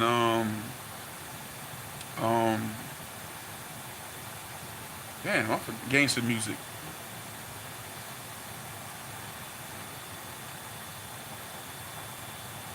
Cash Money.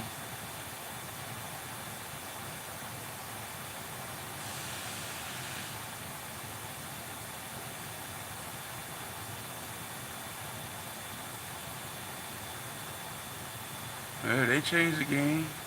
Gotta give them their flowers, bro.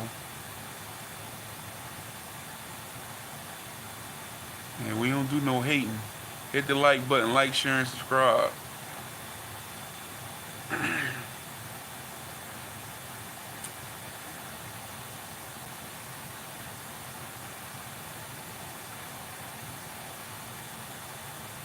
Hmm.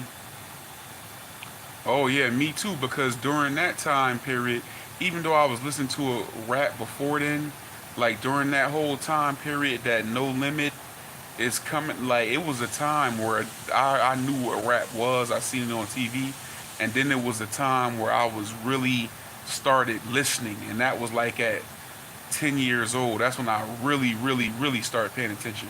So that's what my biggest memories is for. And in that time, it was Creeping on the Come Up, East 99, uh, Ready to Die, Illmatic,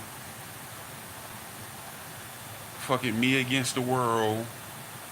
You know what I'm saying? Like things, this is stuff that was out. And then that led into that whole, my favorite era was the No Limit era. Like the time period that they really took off was like 96 to 98. You had the Fugees out here, All Eyes on Me, all that stuff. You know, Ready to Die, that whole 96, 96, 97, 98. 98, my favorite year. That's when, the East Coast definitely came back that year. And like I said, you had your Cannabis, your Nori, your Big Pun, DMX and Jay-Z blew up. I remember Capadonna, Onyx came back. That was when Cameron first album. Like that was to me the Nori. That was the hardest album in hip hop. Like that summer, that spring and that summer. And then you still had, like I said, it was a well mixed year. You had shit from Outkast with that Equimini. You had No Limit over here doing they shit, and Cash Money started coming in. Yeah, everything was in that year. Remember that? That was the 4-3-2-1 year. Soldier was first, if you ask him.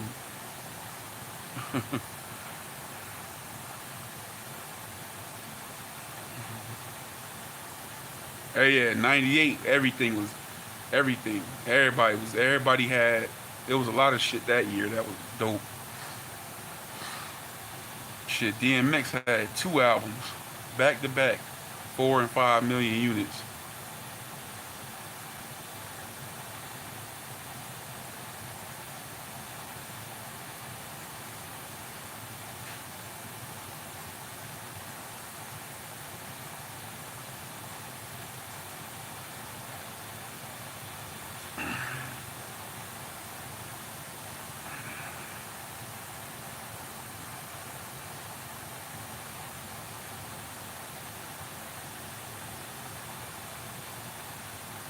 Soldier on that dope.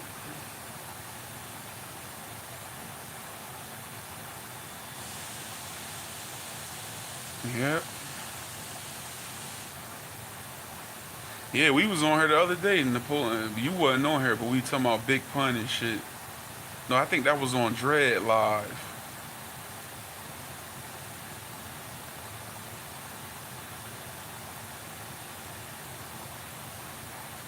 I get you everything, love letters and sweaters from Geraldine's. Feathered wings and rings with emeralds, some shit he said.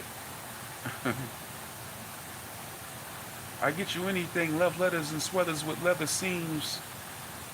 Feathered wings and rings with emeralds straight out of Geraldine's.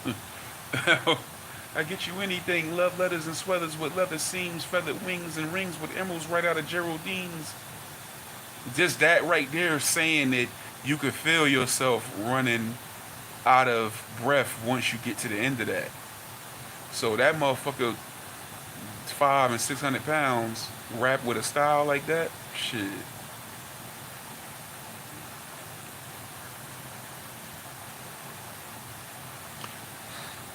I think Twista get his flowers. He focused so much on the speed and the machine gun aspect of his shit. I think he get his flowers for just being one of the fastest motherfuckers. I used to compare him to Bone, but it wasn't no comparison. There's never been a comparison to me.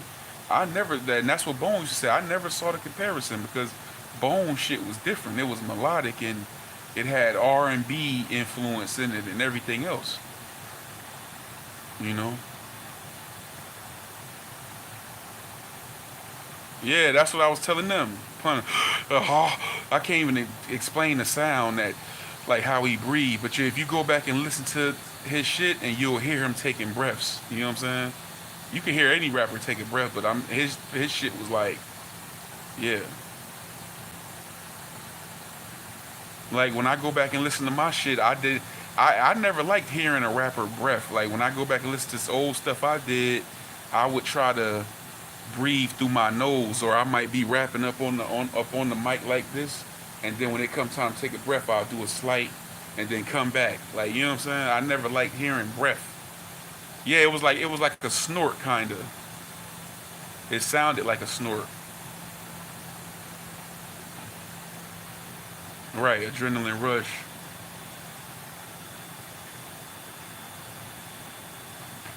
I remember he remixed that on Cameron shit.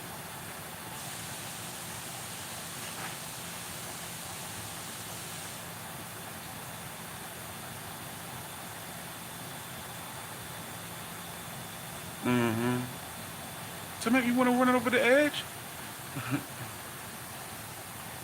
To make you want to bust you in your dome? Is there something? Run up in your home? Shoot you in the dome? If you busting my body up with the chrome, I still be in the zone like a phone? But it leave me alone, cause I represent the city known for killing motherfuckers, making plenty of money and laying back down. I'm at the family, you touched up. I shoot up your V12 even if you with your female, huh? You was talking shit, nigga, what's up? Busting up, fucking up the speed wells and your new interior detail. Mm-hmm.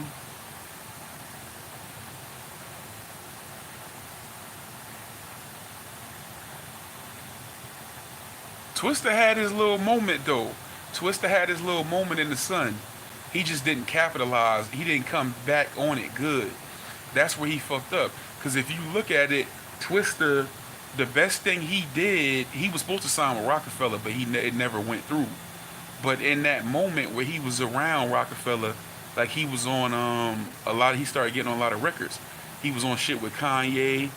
He was on Bleak. No, what was that shit he had?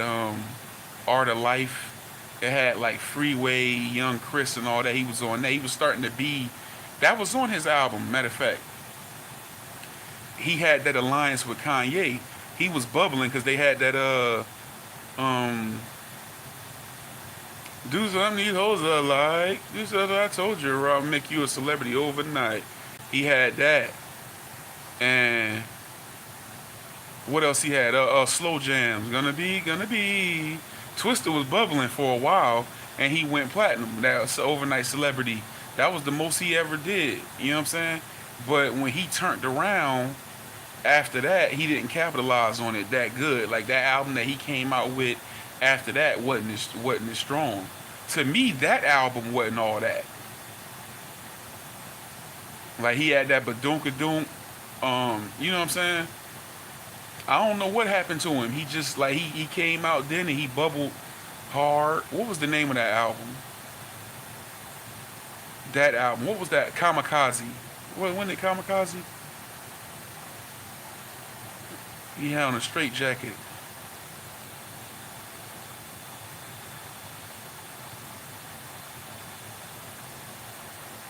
Yeah, I don't know what happened behind with Twister after that, but it just didn't. He didn't capitalize on it. I felt like what he should have did, which what a lot of artists was doing. A lot of artists at that time was coming dropping an album every year. That had became the standard. I felt like he should have came behind that with something just as hard. You know what I'm saying? I feel like them collaborations was like a product of him being about to sign to Rockefeller, and Kanye was on Rockefeller and all this and that, and you know,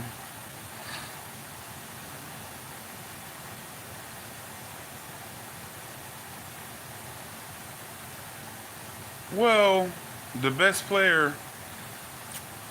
When people talk about Big L being the GOAT, he's a GOAT. It's purely based off of lyrical ability and being able to spit and being able to rap. Yeah, and he didn't. Yeah, and he didn't spit the hard. Yeah, shit, he got some shit with Jay-Z when they rapping, and he out rapped Jay-Z on it.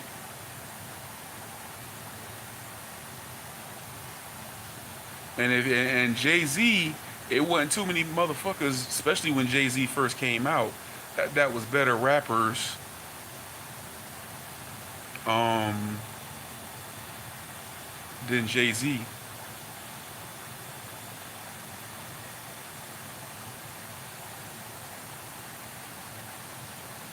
And then you gotta realize too, some people got short memories, and some people like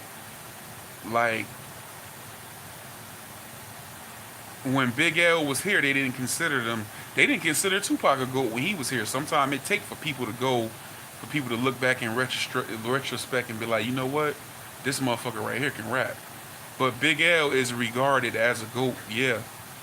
When you hear his name, you hear his name associated with that now. He gets talked about in that light. So a lot of people got to think it for him to get talked about in that light. hmm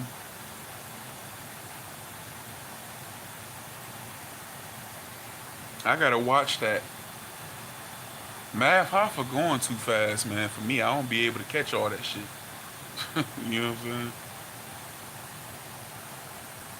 Oh, he had that one freestyle.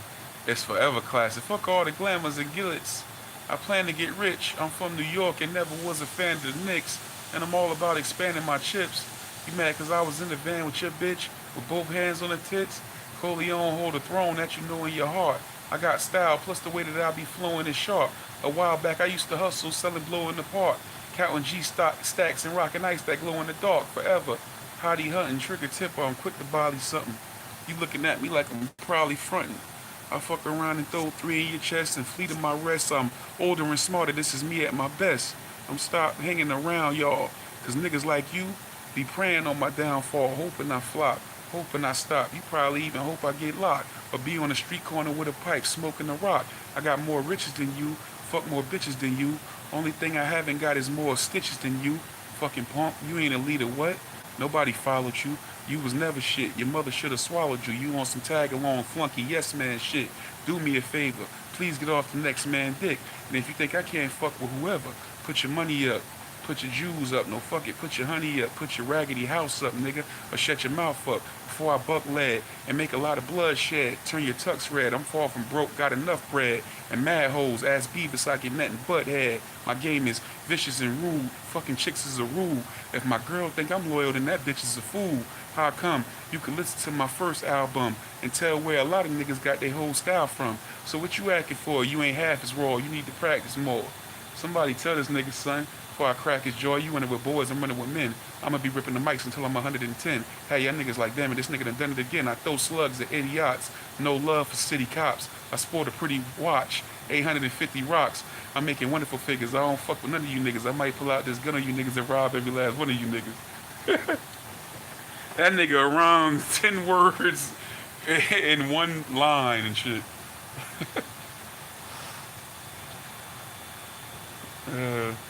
That motherfucker, to me, I don't know. He can rap though. That was a classic right there, that freestyle. That shit made some rounds on that stretch in Bobito. That motherfucker came, that shit was on every mixtape.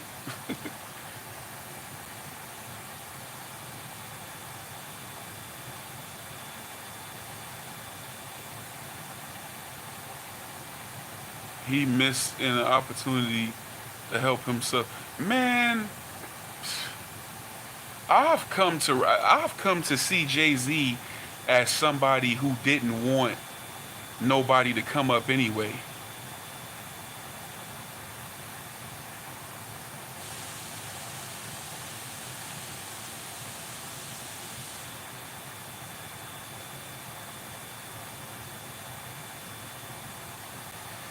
Because it's a lot of people that was like I felt like, damn, that shit scared the hell out of me.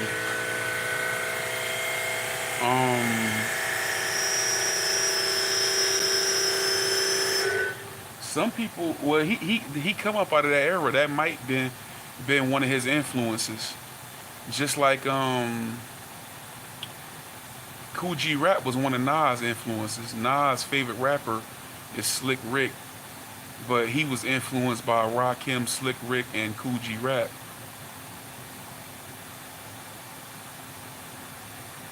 But I feel that way about Jay-Z because I look at Sauce Money like, I feel like what happened to Sauce Money? Like, why Sauce Money, you know, why they handled Sauce Money like they handled him?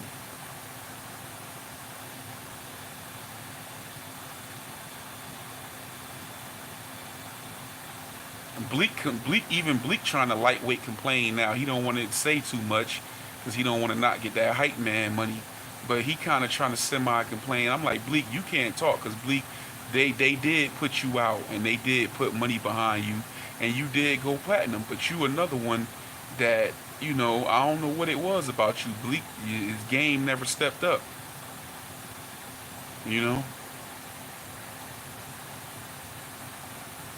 You don't have an album like The Understanding, which was a dope album and it went platinum. That's the only time Bleak ever went platinum. All the other shit is gold. And then you turn around and drop that Made shit, and that was the worst album of your career. And then you redeem yourself and come out with 534. A lot of people that went over their head. Memphis Bleak 534. To me, that's his best album. That and The Understanding. And 534 was a flop, but that's one of his best albums. He got a song with M.O.P. that's hard as fuck called First, Last, and Only.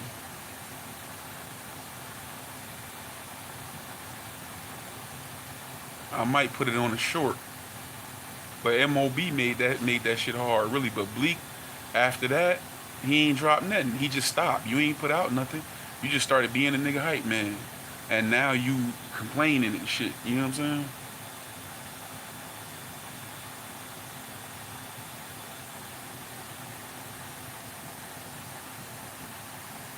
Talking about Big Homie don't want to get on no verse. He don't want to get on no verse. And you got to look at it, the hardest shit Bleak made, Jay-Z wrote it. I know the first one, Coming to Age. The second one was hard too. I don't know if Jay-Z wrote that for him. But Jay-Z wrote that first Coming to Age, and that's the best thing Bleak know for. It was them two with Jay-Z. I'm out here slinging, bringing the drama, trying to come up in the game and add a couple of dollar signs to my name. I'm out here disturbing the peace. Yep.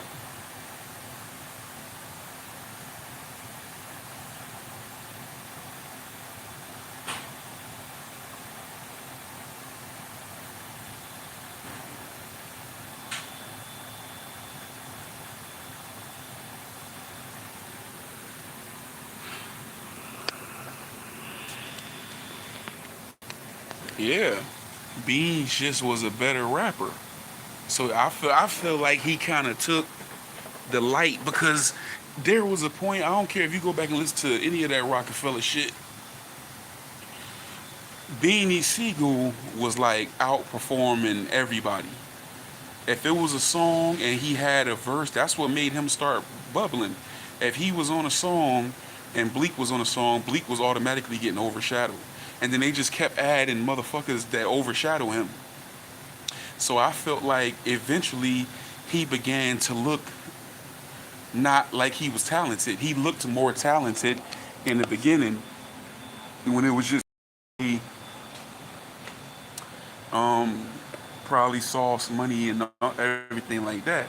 But once Beanie Siegel comes in the picture, then you add in a Freeway, then you add in a Young Gun like Young Chris, and then you add in a Cam'ron. He started looking like nothing, man. Then the music gets weaker, so it's like, come on, bro. So don't be complaining now, bro, because yeah, you've been promoted, bro. They put you out. They put out 3 or 4 albums on you. You know? Right. You got out there, and even while you was out there, Beanie Siegel had movie role. You was in the movie. They realized Beanie was more bankable than you, so they started investing. They put him in movies. They let you be in the first one. You know what I'm saying? And everything. He had a label. That music came out on the label. You was talking about a label and that never dropped on the label.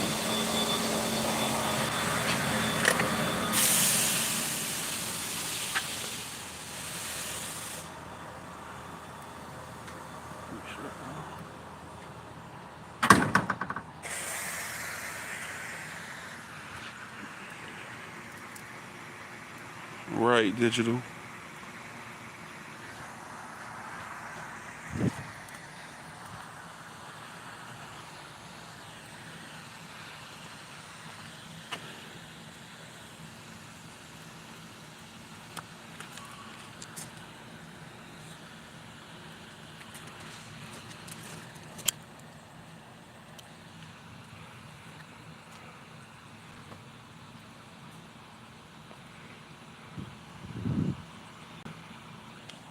Yeah, he lost me when he started doing that.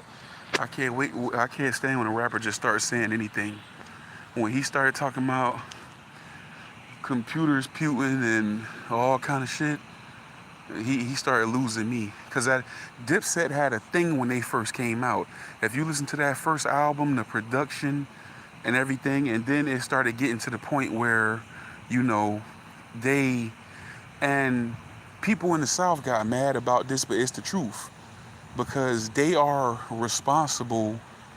They helped the South be as big as it is right now because it was a time where everybody else had got on the bandwagon, but they was getting onto it slow here.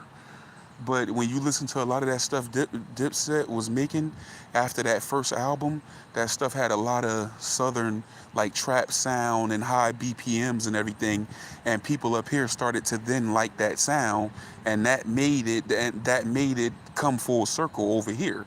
Now you see they listen to South music a lot here too. It didn't used to be like that. But when they was rapping on it and doing a lot of songs with Wayne and Jeezy and all that, that brought the South up here all the way. But that early music they was putting out, they had their own sound and style.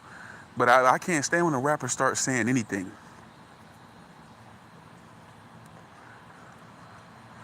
You know what I'm saying? Like Lil Wayne got me. That's when I stopped fucking with him. When he started talking about I'm so high I could eat a star and I'm a mug. And yes, I'm a mug and I'm a mug. And he started, I'm like, okay. You done got to the point where these motherfuckers eating out the palm of your hand and you big and you getting some money, so then you just start slipping anything in there. You know what I'm saying? Because when you hungry and you ain't popping like that, you gonna be careful what you say on that mic. You know what I'm saying?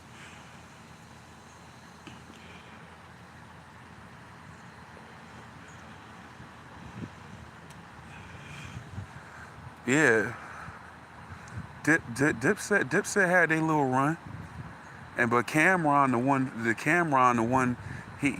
started rapping garbage, bro, and he just started throwing shit out there. And when he did that, um, then they had Juelz. Juelz is the biggest tragedy of the whole shit because Juelz is supposed to be a big star. He came with an album that went gold. Then he turned around in '06 and dropped the platinum album. You know what I'm saying? And he had a hit single with Chris Brown. How doesn't that get capitalized on? He was supposed to be a big star. Meanwhile, the one who rapped the least good out of all of them was the one who turned out to be the biggest star of it and probably got the most relevancy right now, which is Jim Jones.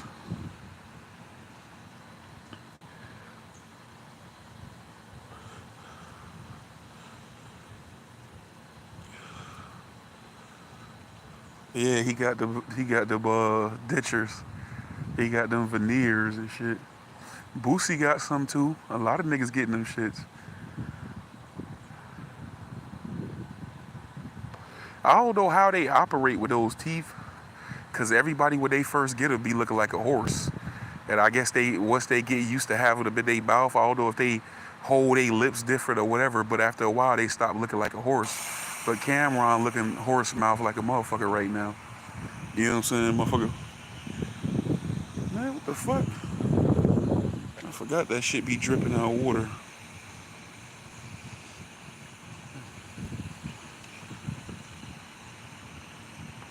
And really and truly, his most successful album was that "Come Home with Me" when he first got on Rockefeller.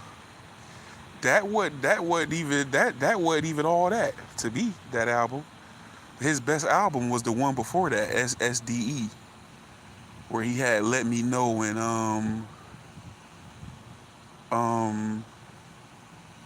what he had that shit with Dutch and Spade, the song with Prodigy, "Losing Weight." What else he had on there? Yeah, "Let Me Know." I said that. It was called "Sports, Drugs, and Entertainment." And I'm trying to figure out what was the name of that one. Yeah, "That's Me." He had that on there. He had some. He did that. That whole shit was good. You could pretty much play that one all the way through.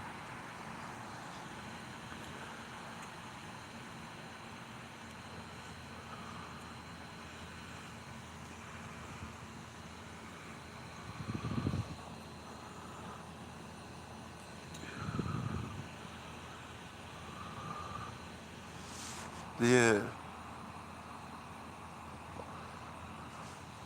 I take state property over them though. Major Figures used to spit though.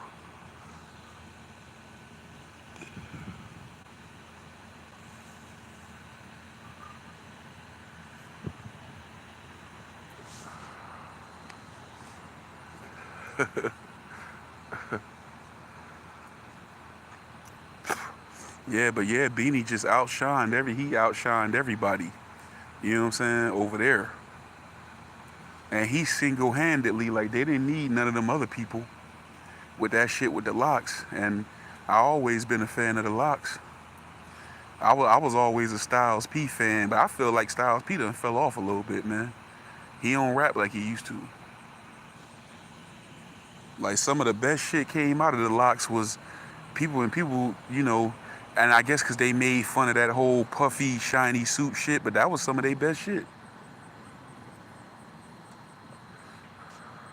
My favorite shit on there was that Styles P, "Who's Not to Be Fucked With." You know what I'm saying? If you go back and listen to that song and how he was putting shit together, how he was talking, Styles P on there, like, you know what I'm saying? Hell yeah. "Who not to be fucked with, that's me. Who's to be fucked with, that's them."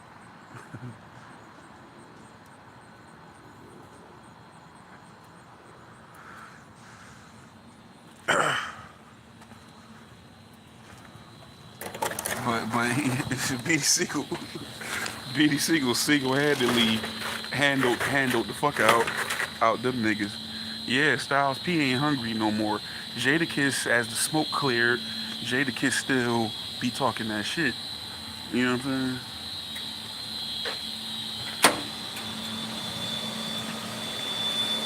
saying? And Sheik went on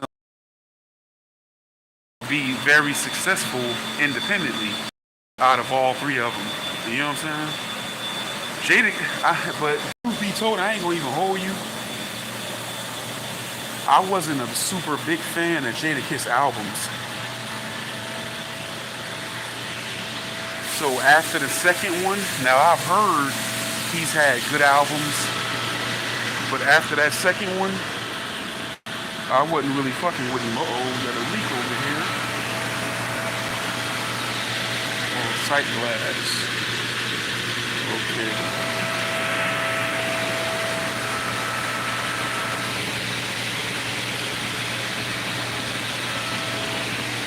Watch out for the drip. That water be hot.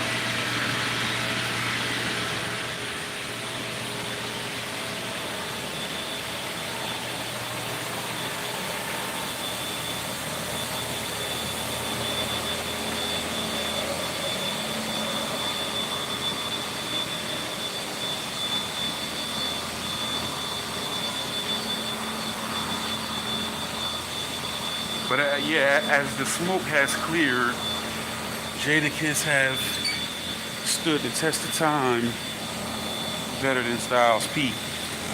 But you know what? Them two is legendary as far as rappers going back and forth, I feel like Beanie and Freeway make a hell of a team, and Jadakiss and Styles P make a hell of a team. They both is good at going off each other. You know what I'm saying? Over. Fill out this sheet.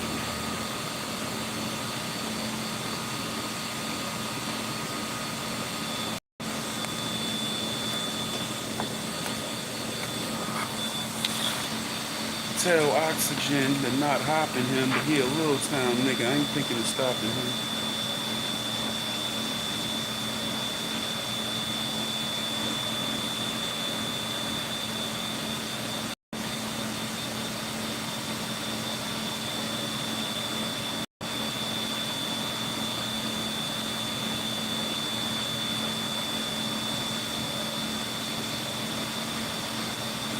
Yeah, sidekicks never fare well. Somebody was saying something about a sidekick. Who was that? Best player. Now you see how they did J Hood? They did J Hood dirty, bro.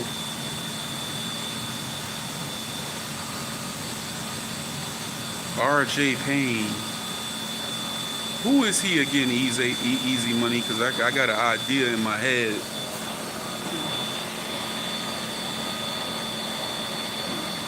Preston Cord feature.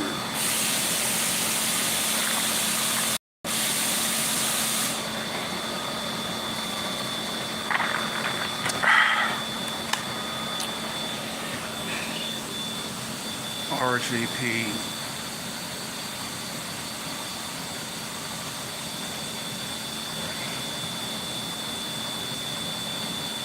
Oh, Easy Money salute too. Hey, hit the like button, everybody. Hit the like button. Hit the subscribe button. Anybody tapping in here? Oh, okay, he a rapper. Yeah, I've heard his name. I always get him. It's somebody that has something to do, and they might got that same name with this whole East West Coast Death Row stuff. I think it's somebody named RJ Payne. You know what I'm saying? That's why I be getting it.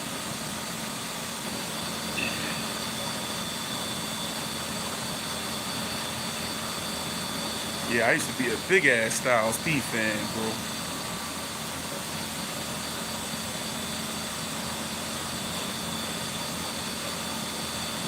I was so excited when them niggas was going at each other. That was big over here on the East Coast.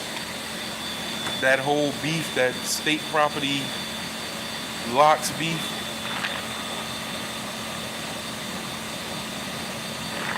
The Beanie Sigel was killing them niggas, bro. Made them look like they wasn't shit.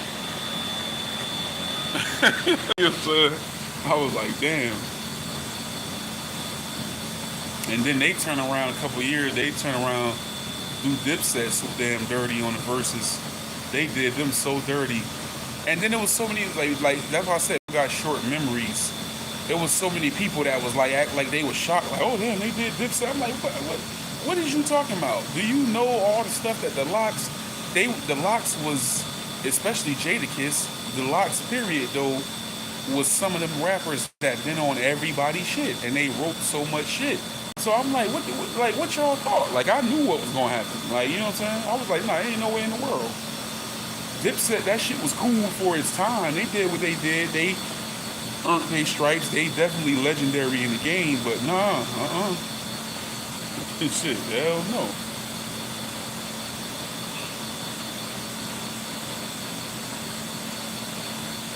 They had something ready for everything too. They sit there and say, these niggas ain't got no girls song. They came on with that. Nah, I ain't gonna say that. I ain't gonna say that.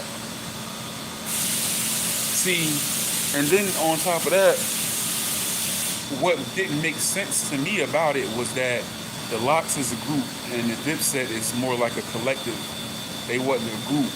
But if you want to call them a group, then you have to go with their first album.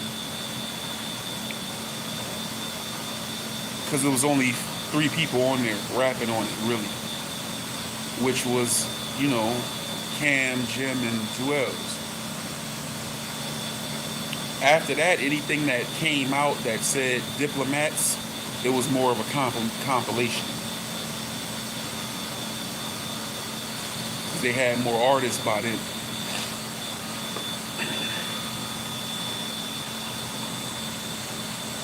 But when you look at all that the Lox have been a part of, they proved it at the Versus. When you look at the moments that they had, it ain't nowhere in the world. That's why everything they played, and I think the crowd's reaction to it was like, if you look at their and then the crazy thing about it, they was in Harlem, so they in Dipset town. They in Dipset town, but when you listen to, that's why I said short memories with black folks in hip hop. When you listen to damn near every time something came on from the Lox, the crowd would erupt because they like, oh yeah, well, like that shit was hard. Let me tell you something. They wrote, Jadakiss wrote all about the Benjamins and for Puffy. That song, All About the Benjamins, was huge. That song alone is bigger than anything in Dipset. The closest thing that they got to rival that, because you got to look at it like this. Dipset, they might have had popular songs on the mixtapes and in the hood, but they didn't have a whole lot of hits. Cameron had Old Boy and Hey Ma. Jim Jones had Summer with My, that I ain't gonna even say that was a hit. Ballin' was a hit. If you look at it, they didn't have too many hits. The Lox had been a part of a bunch of hits, whether it was theirs or they wrote them. You know what I'm saying? Benjamins alone, the closest thing Dipset can put up to that is Jim Jones Ballin'. Fucking Benjamins outdoes every hit they got easily.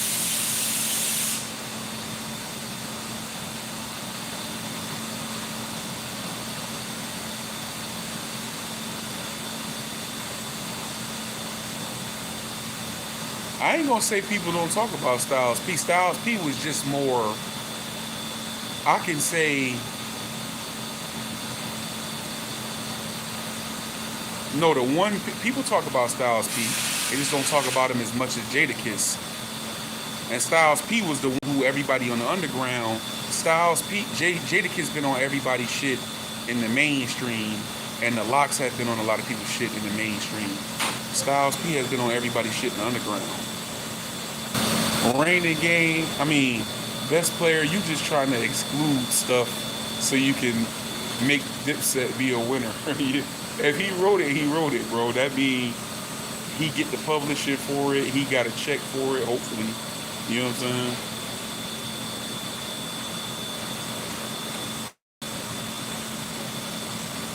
No, you can't say that because Styles P still has I Get High, which was a huge single and still plays sometime and still is a popular song. So he got that. Jewels still doesn't have no solo hit. Jewel's biggest thing that he been a part of, he had some successes on the independent tip, but I would say it's about even. You can't throw Jewels in there. You got to say Jim, if anything.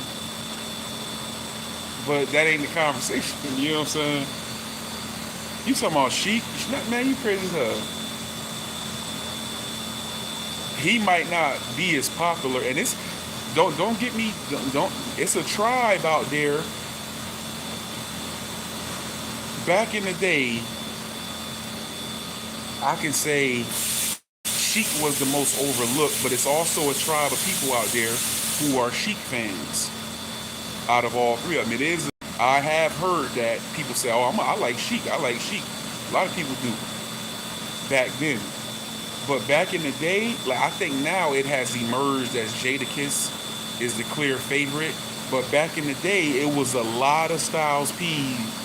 When it came to the three of them, it was like You will hear a lot of people say Jadakiss, but you will hear a lot of people say Styles P.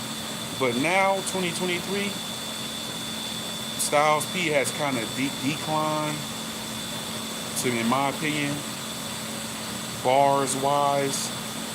Now Jadakiss, more people is probably just say Jadakiss. But if you look at that era of them first two albums and the mixtapes scene when they was beefing with G-Unit and beefing with State Property and all that, it was a more even split as to who people felt was better. Just like Dipset, some people Cameron fans, some people was Jim fans, some people was Juelz. In the early going, I was a Juelz fan. You know what I'm saying? He just had a unique style about himself and a swag about itself. But I can say it hasn't aged well, because when I go back and listen to old Juelz, it don't hit hard like it used to. Because the way he rapped, nobody was rapping like him then. And now when you hear it, it's like kind of repetitive. It's like, oh, I move with the dips, and I lose with the dips, and I prove with the dips. It's like that shit didn't age well. It was hard as fuck at the time, but go back and listen to Juelz. That shit didn't age that good, bro. You hear it now, you like, damn, that's kind of womp womp. You know what I'm saying? Some shit still good, like that Fresh song, you know, that Shottas song, certain shit he came out with, you know. Other than that, all his legendary shit is on that first Dipset album, in my opinion.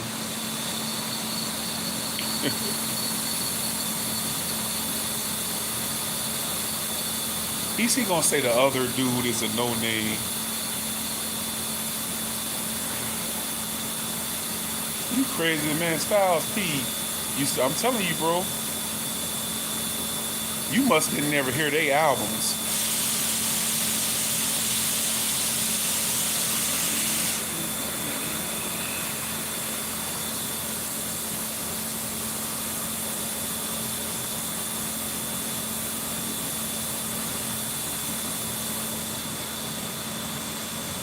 They all had a solo song on the first two albums.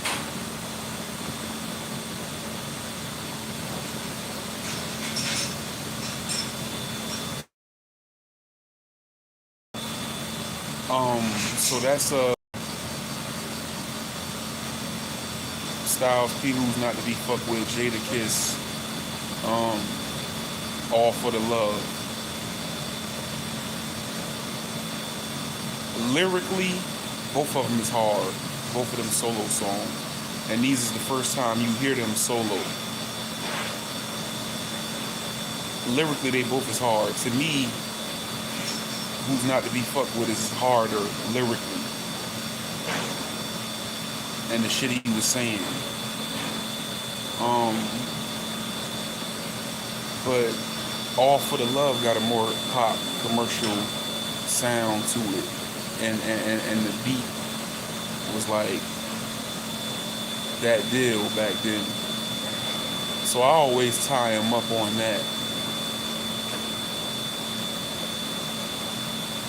I don't know. I'm still riding with the Ghost though. Back then, you know what I'm saying?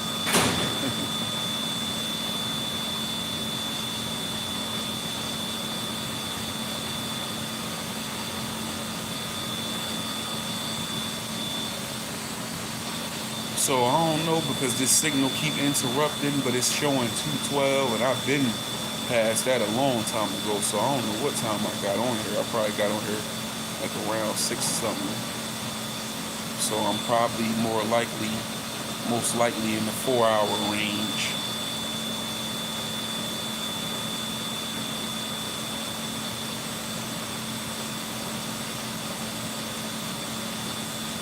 Go in here, man. Hit the like button. Hit the like button, man. Hit the subscribe button for me. Look out for me. Look out for your boy if you haven't done so already. For the Real Only channel, Big IB, Big 4. It's the early morning ride along. Get coffee, head to work. Now we at the job. Just talking shit.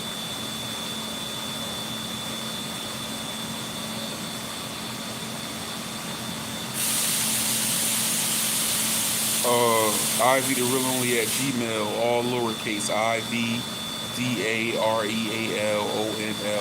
all lowercase at gmail.com. That's for business inquiries and feedback, and for topics that y'all may want to see talked about on the podcast, on the Real Only podcast. That's airing at 9:30 on Friday nights, and depending on how we feel, we might be back at y'all on Saturday nights too. You know what I'm saying? Ivy the Real Only, all lowercase, on IG and TikTok. Anybody want to support the channel? It's $JBARMS.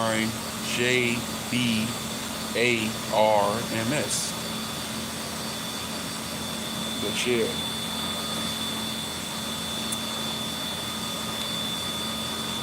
This is not a game. This is not a test. This is the real thing.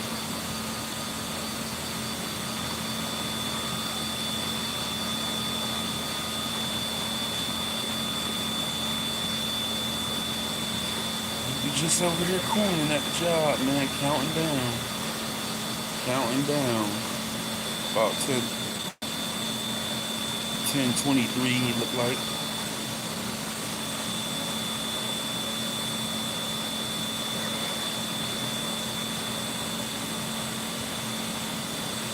Best player did Sheik dirty.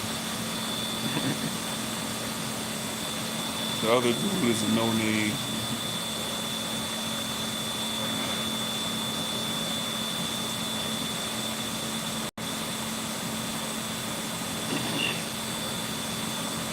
Sheik might have had the most memorable verse. I don't know. All them shits was memorable in their own ways. I don't give Puffy the credit because Jadakiss probably wrote that. Well, he did. He said it. That's why he performed it. Kim had her little moment. Wanna rumble with a Beehive? Sheik to me. You know what I'm saying? I like Sheik verse on it.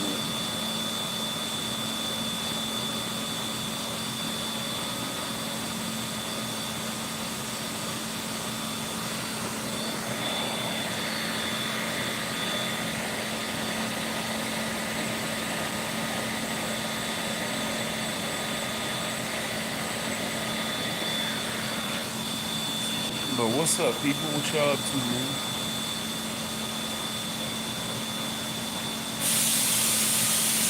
Yeah, we're gonna get ready to get off here in a minute. We like 4 hours and some change in. Hit the like button. Just hit the subscribe button. Subscribe to the channel. Appreciate y'all tapping in once again. Who is this? What? Okay. Nope.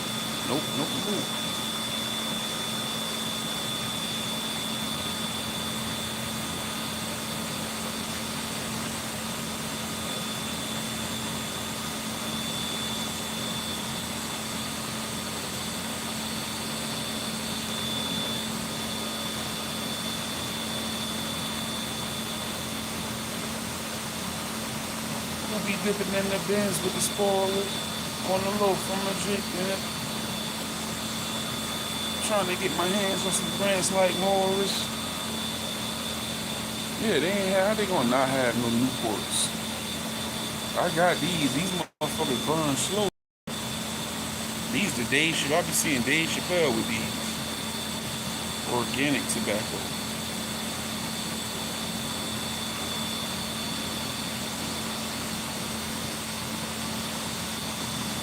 Tobaccoville, North Carolina. They got an actual town called Tobaccoville in North Carolina.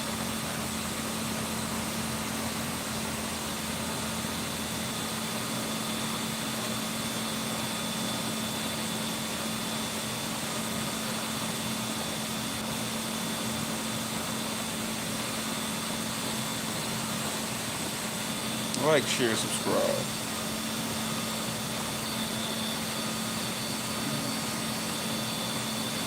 This Friday, the live will be mobile like a motherfucker. Because I'm probably still going to go live in the morning. You know what I'm saying? But I'm switching shifts with somebody Friday. Because they need to be off at night, so I'm going to work third shift. So the Friday night live is going to be on some mobile shit. And it's going to merge into me being here. So it may be a marathon this weekend. Because with this loud machines and everything, I ain't going to get sleepy. I don't get sleepy here. Even if I do get sleepy, I can't sleep here. So it's going to be a marathon this Friday.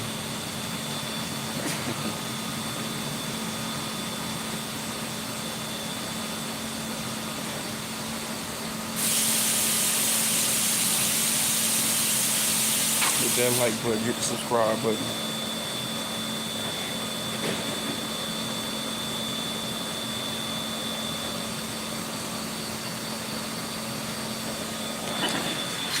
Let me see something. Let's see who's moving shit. It's an outlet over there. Oh no. Huh? Oh no, I was looking to see because me and Terry was looking over here. He was asking me, was it a plug? I said, I don't think so.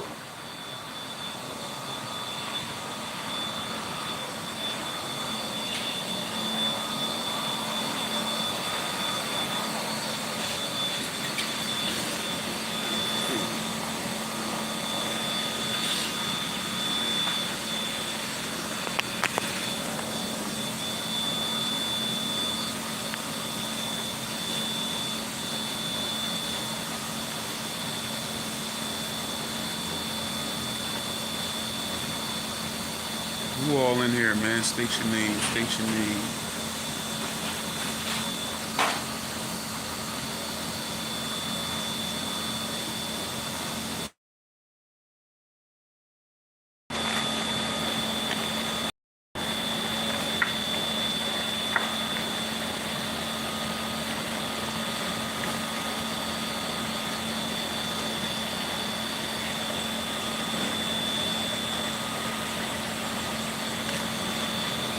ESF.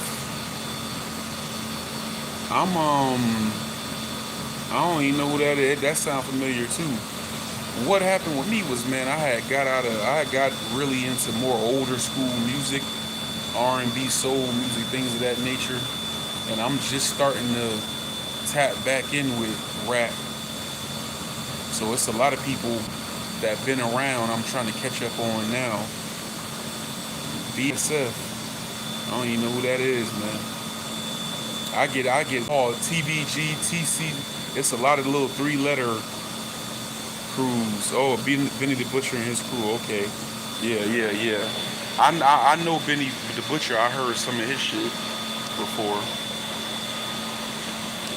I fuck with Currency. I fuck with Freddie Gibbs hard. I like Freddie Gibbs. He like, to me, the most versatile artist out there as far as flipping his flows and his delivery, and he consistently drop, pretty good projects. I fuck with him.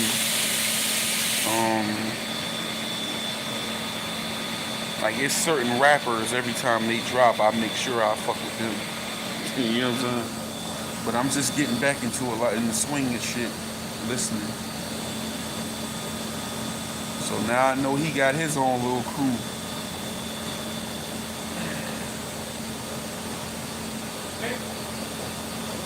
Everything good so far?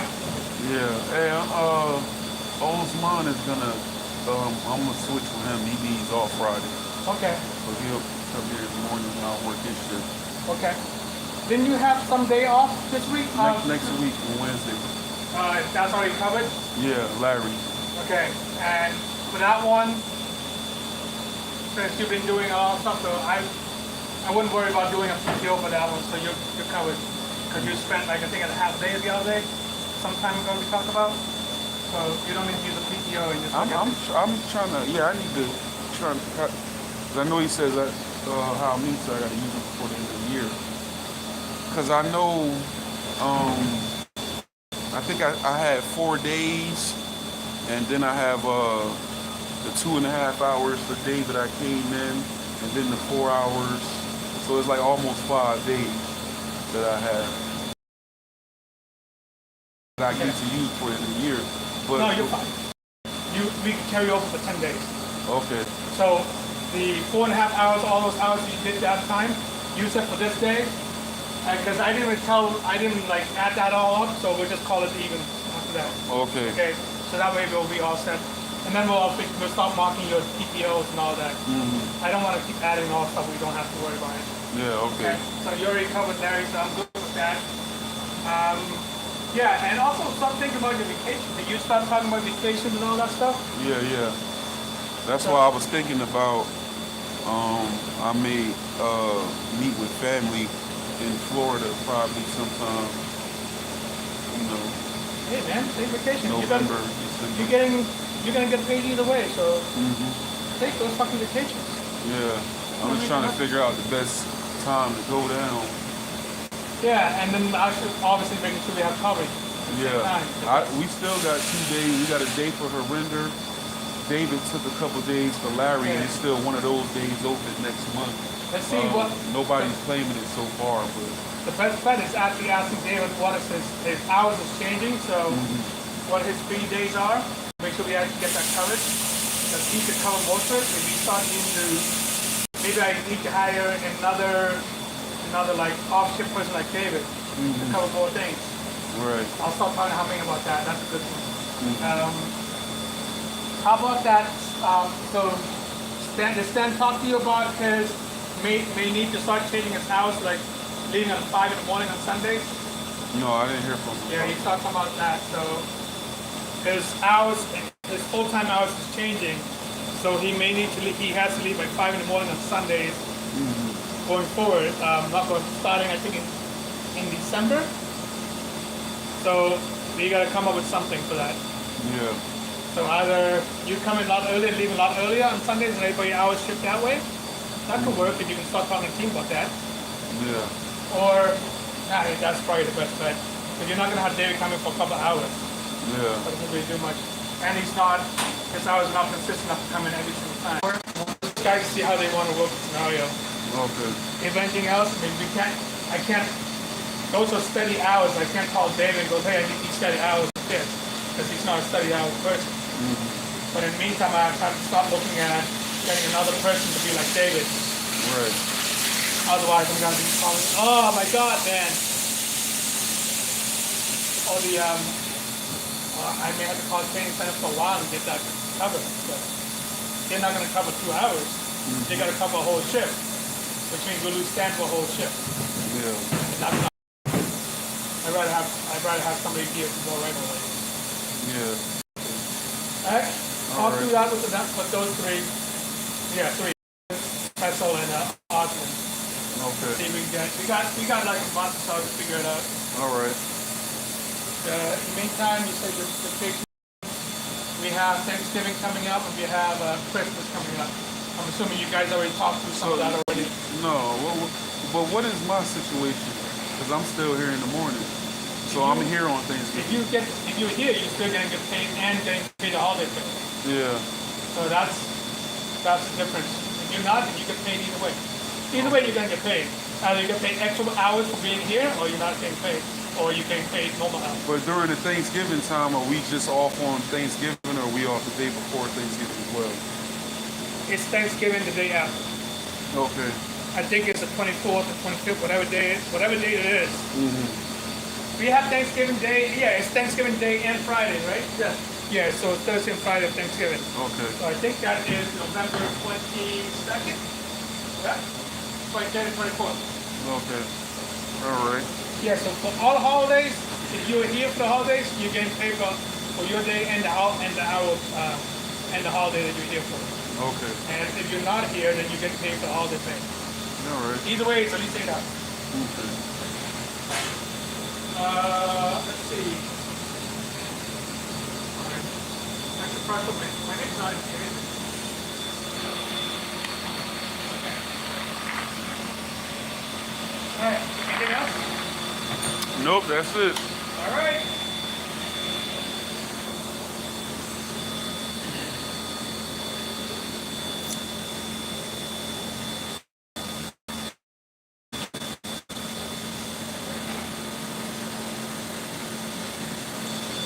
sorry about that. So yeah, even he telling me, go ahead on and take this vacation. I'm like, okay, shit. I gotta really see. I gotta really sit out. I gotta decide on this week. How I'm gonna put this whole thing together. I'm trying to run that shit into as many days as I can. So if I got 4 days, let's see if I run. I'm getting paid for them. I run that shit. Let's see. What's this? Go to work Monday then. I might as well just take L on Monday and then let the shit kick in on Tuesday. So since I got them 4 days, that's Tuesday through Friday. And then Saturday and Sunday I'm off anyway. So that just extends my shit, make it 6 days. Or, no, that won't work. I might have to take an L on one of them days. Like, look, I'm off, cover me on this day. You know what I'm saying? Start the shit on the weekend, then roll it over into the week, and just be off the whole week. Hell yeah. Yeah, nice little vacation. I need it too, man. You know what I'm saying?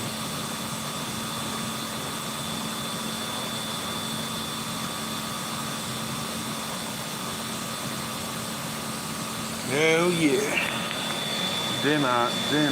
But at the same time, I might have to run up to Ohio.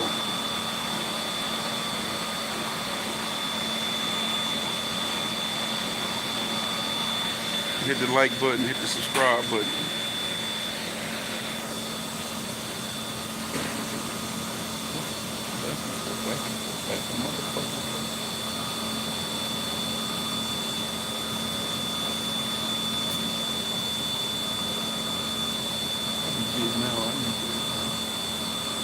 See, I was supposed to go to the barber shop Sunday, laying my ass around.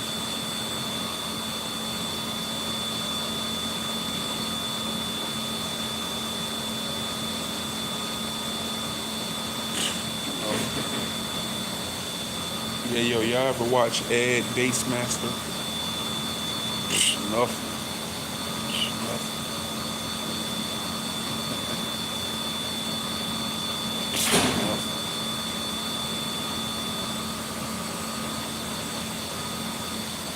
But anyway, man, what we looking like, man? Let me go in here and check out some of the shit. I'm gonna find out that page, yo.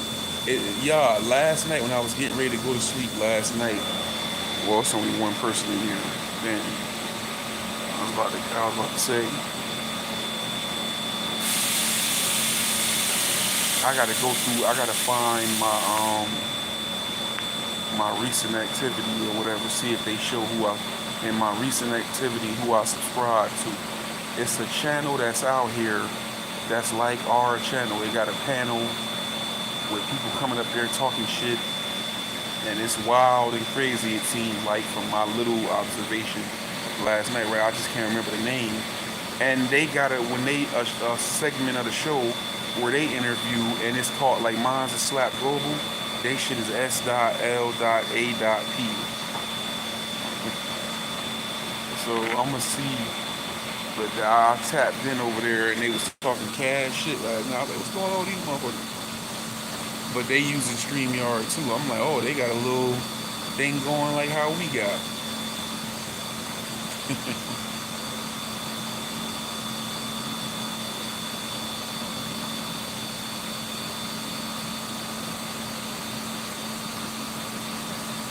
Yep, it's another channel. They doing the same shit like we doing.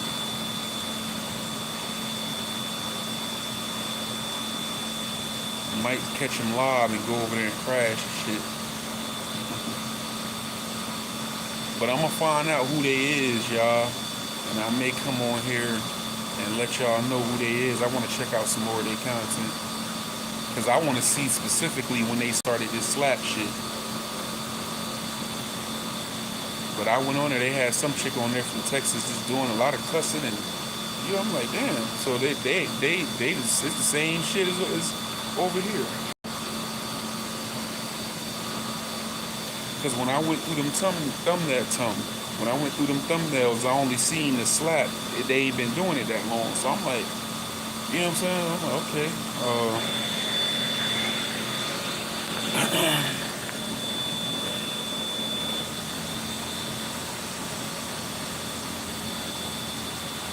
So I guess it's purely coincidence.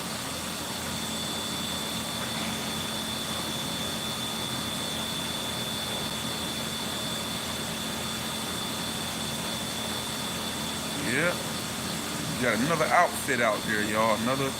Another channel with a panel where they raising hell and they got a show called Slap.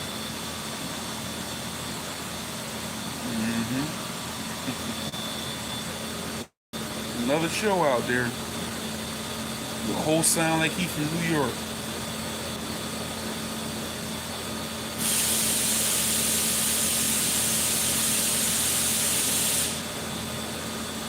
But the reason why I subscribed to it, I said, bro, this shit look eerily similar.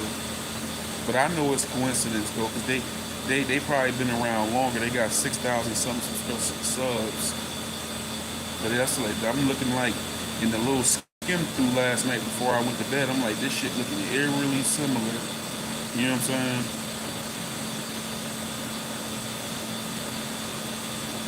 Like the whole style of it.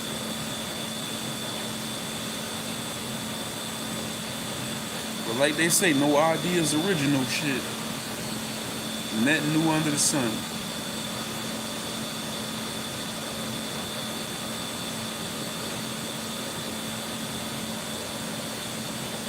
Blue X7D.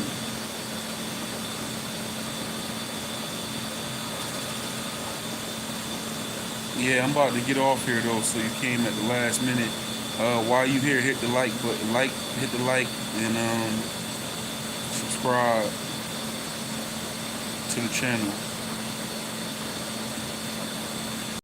Big IV, Big Foe, by the people, for the people. I'm getting ready to get up out of here.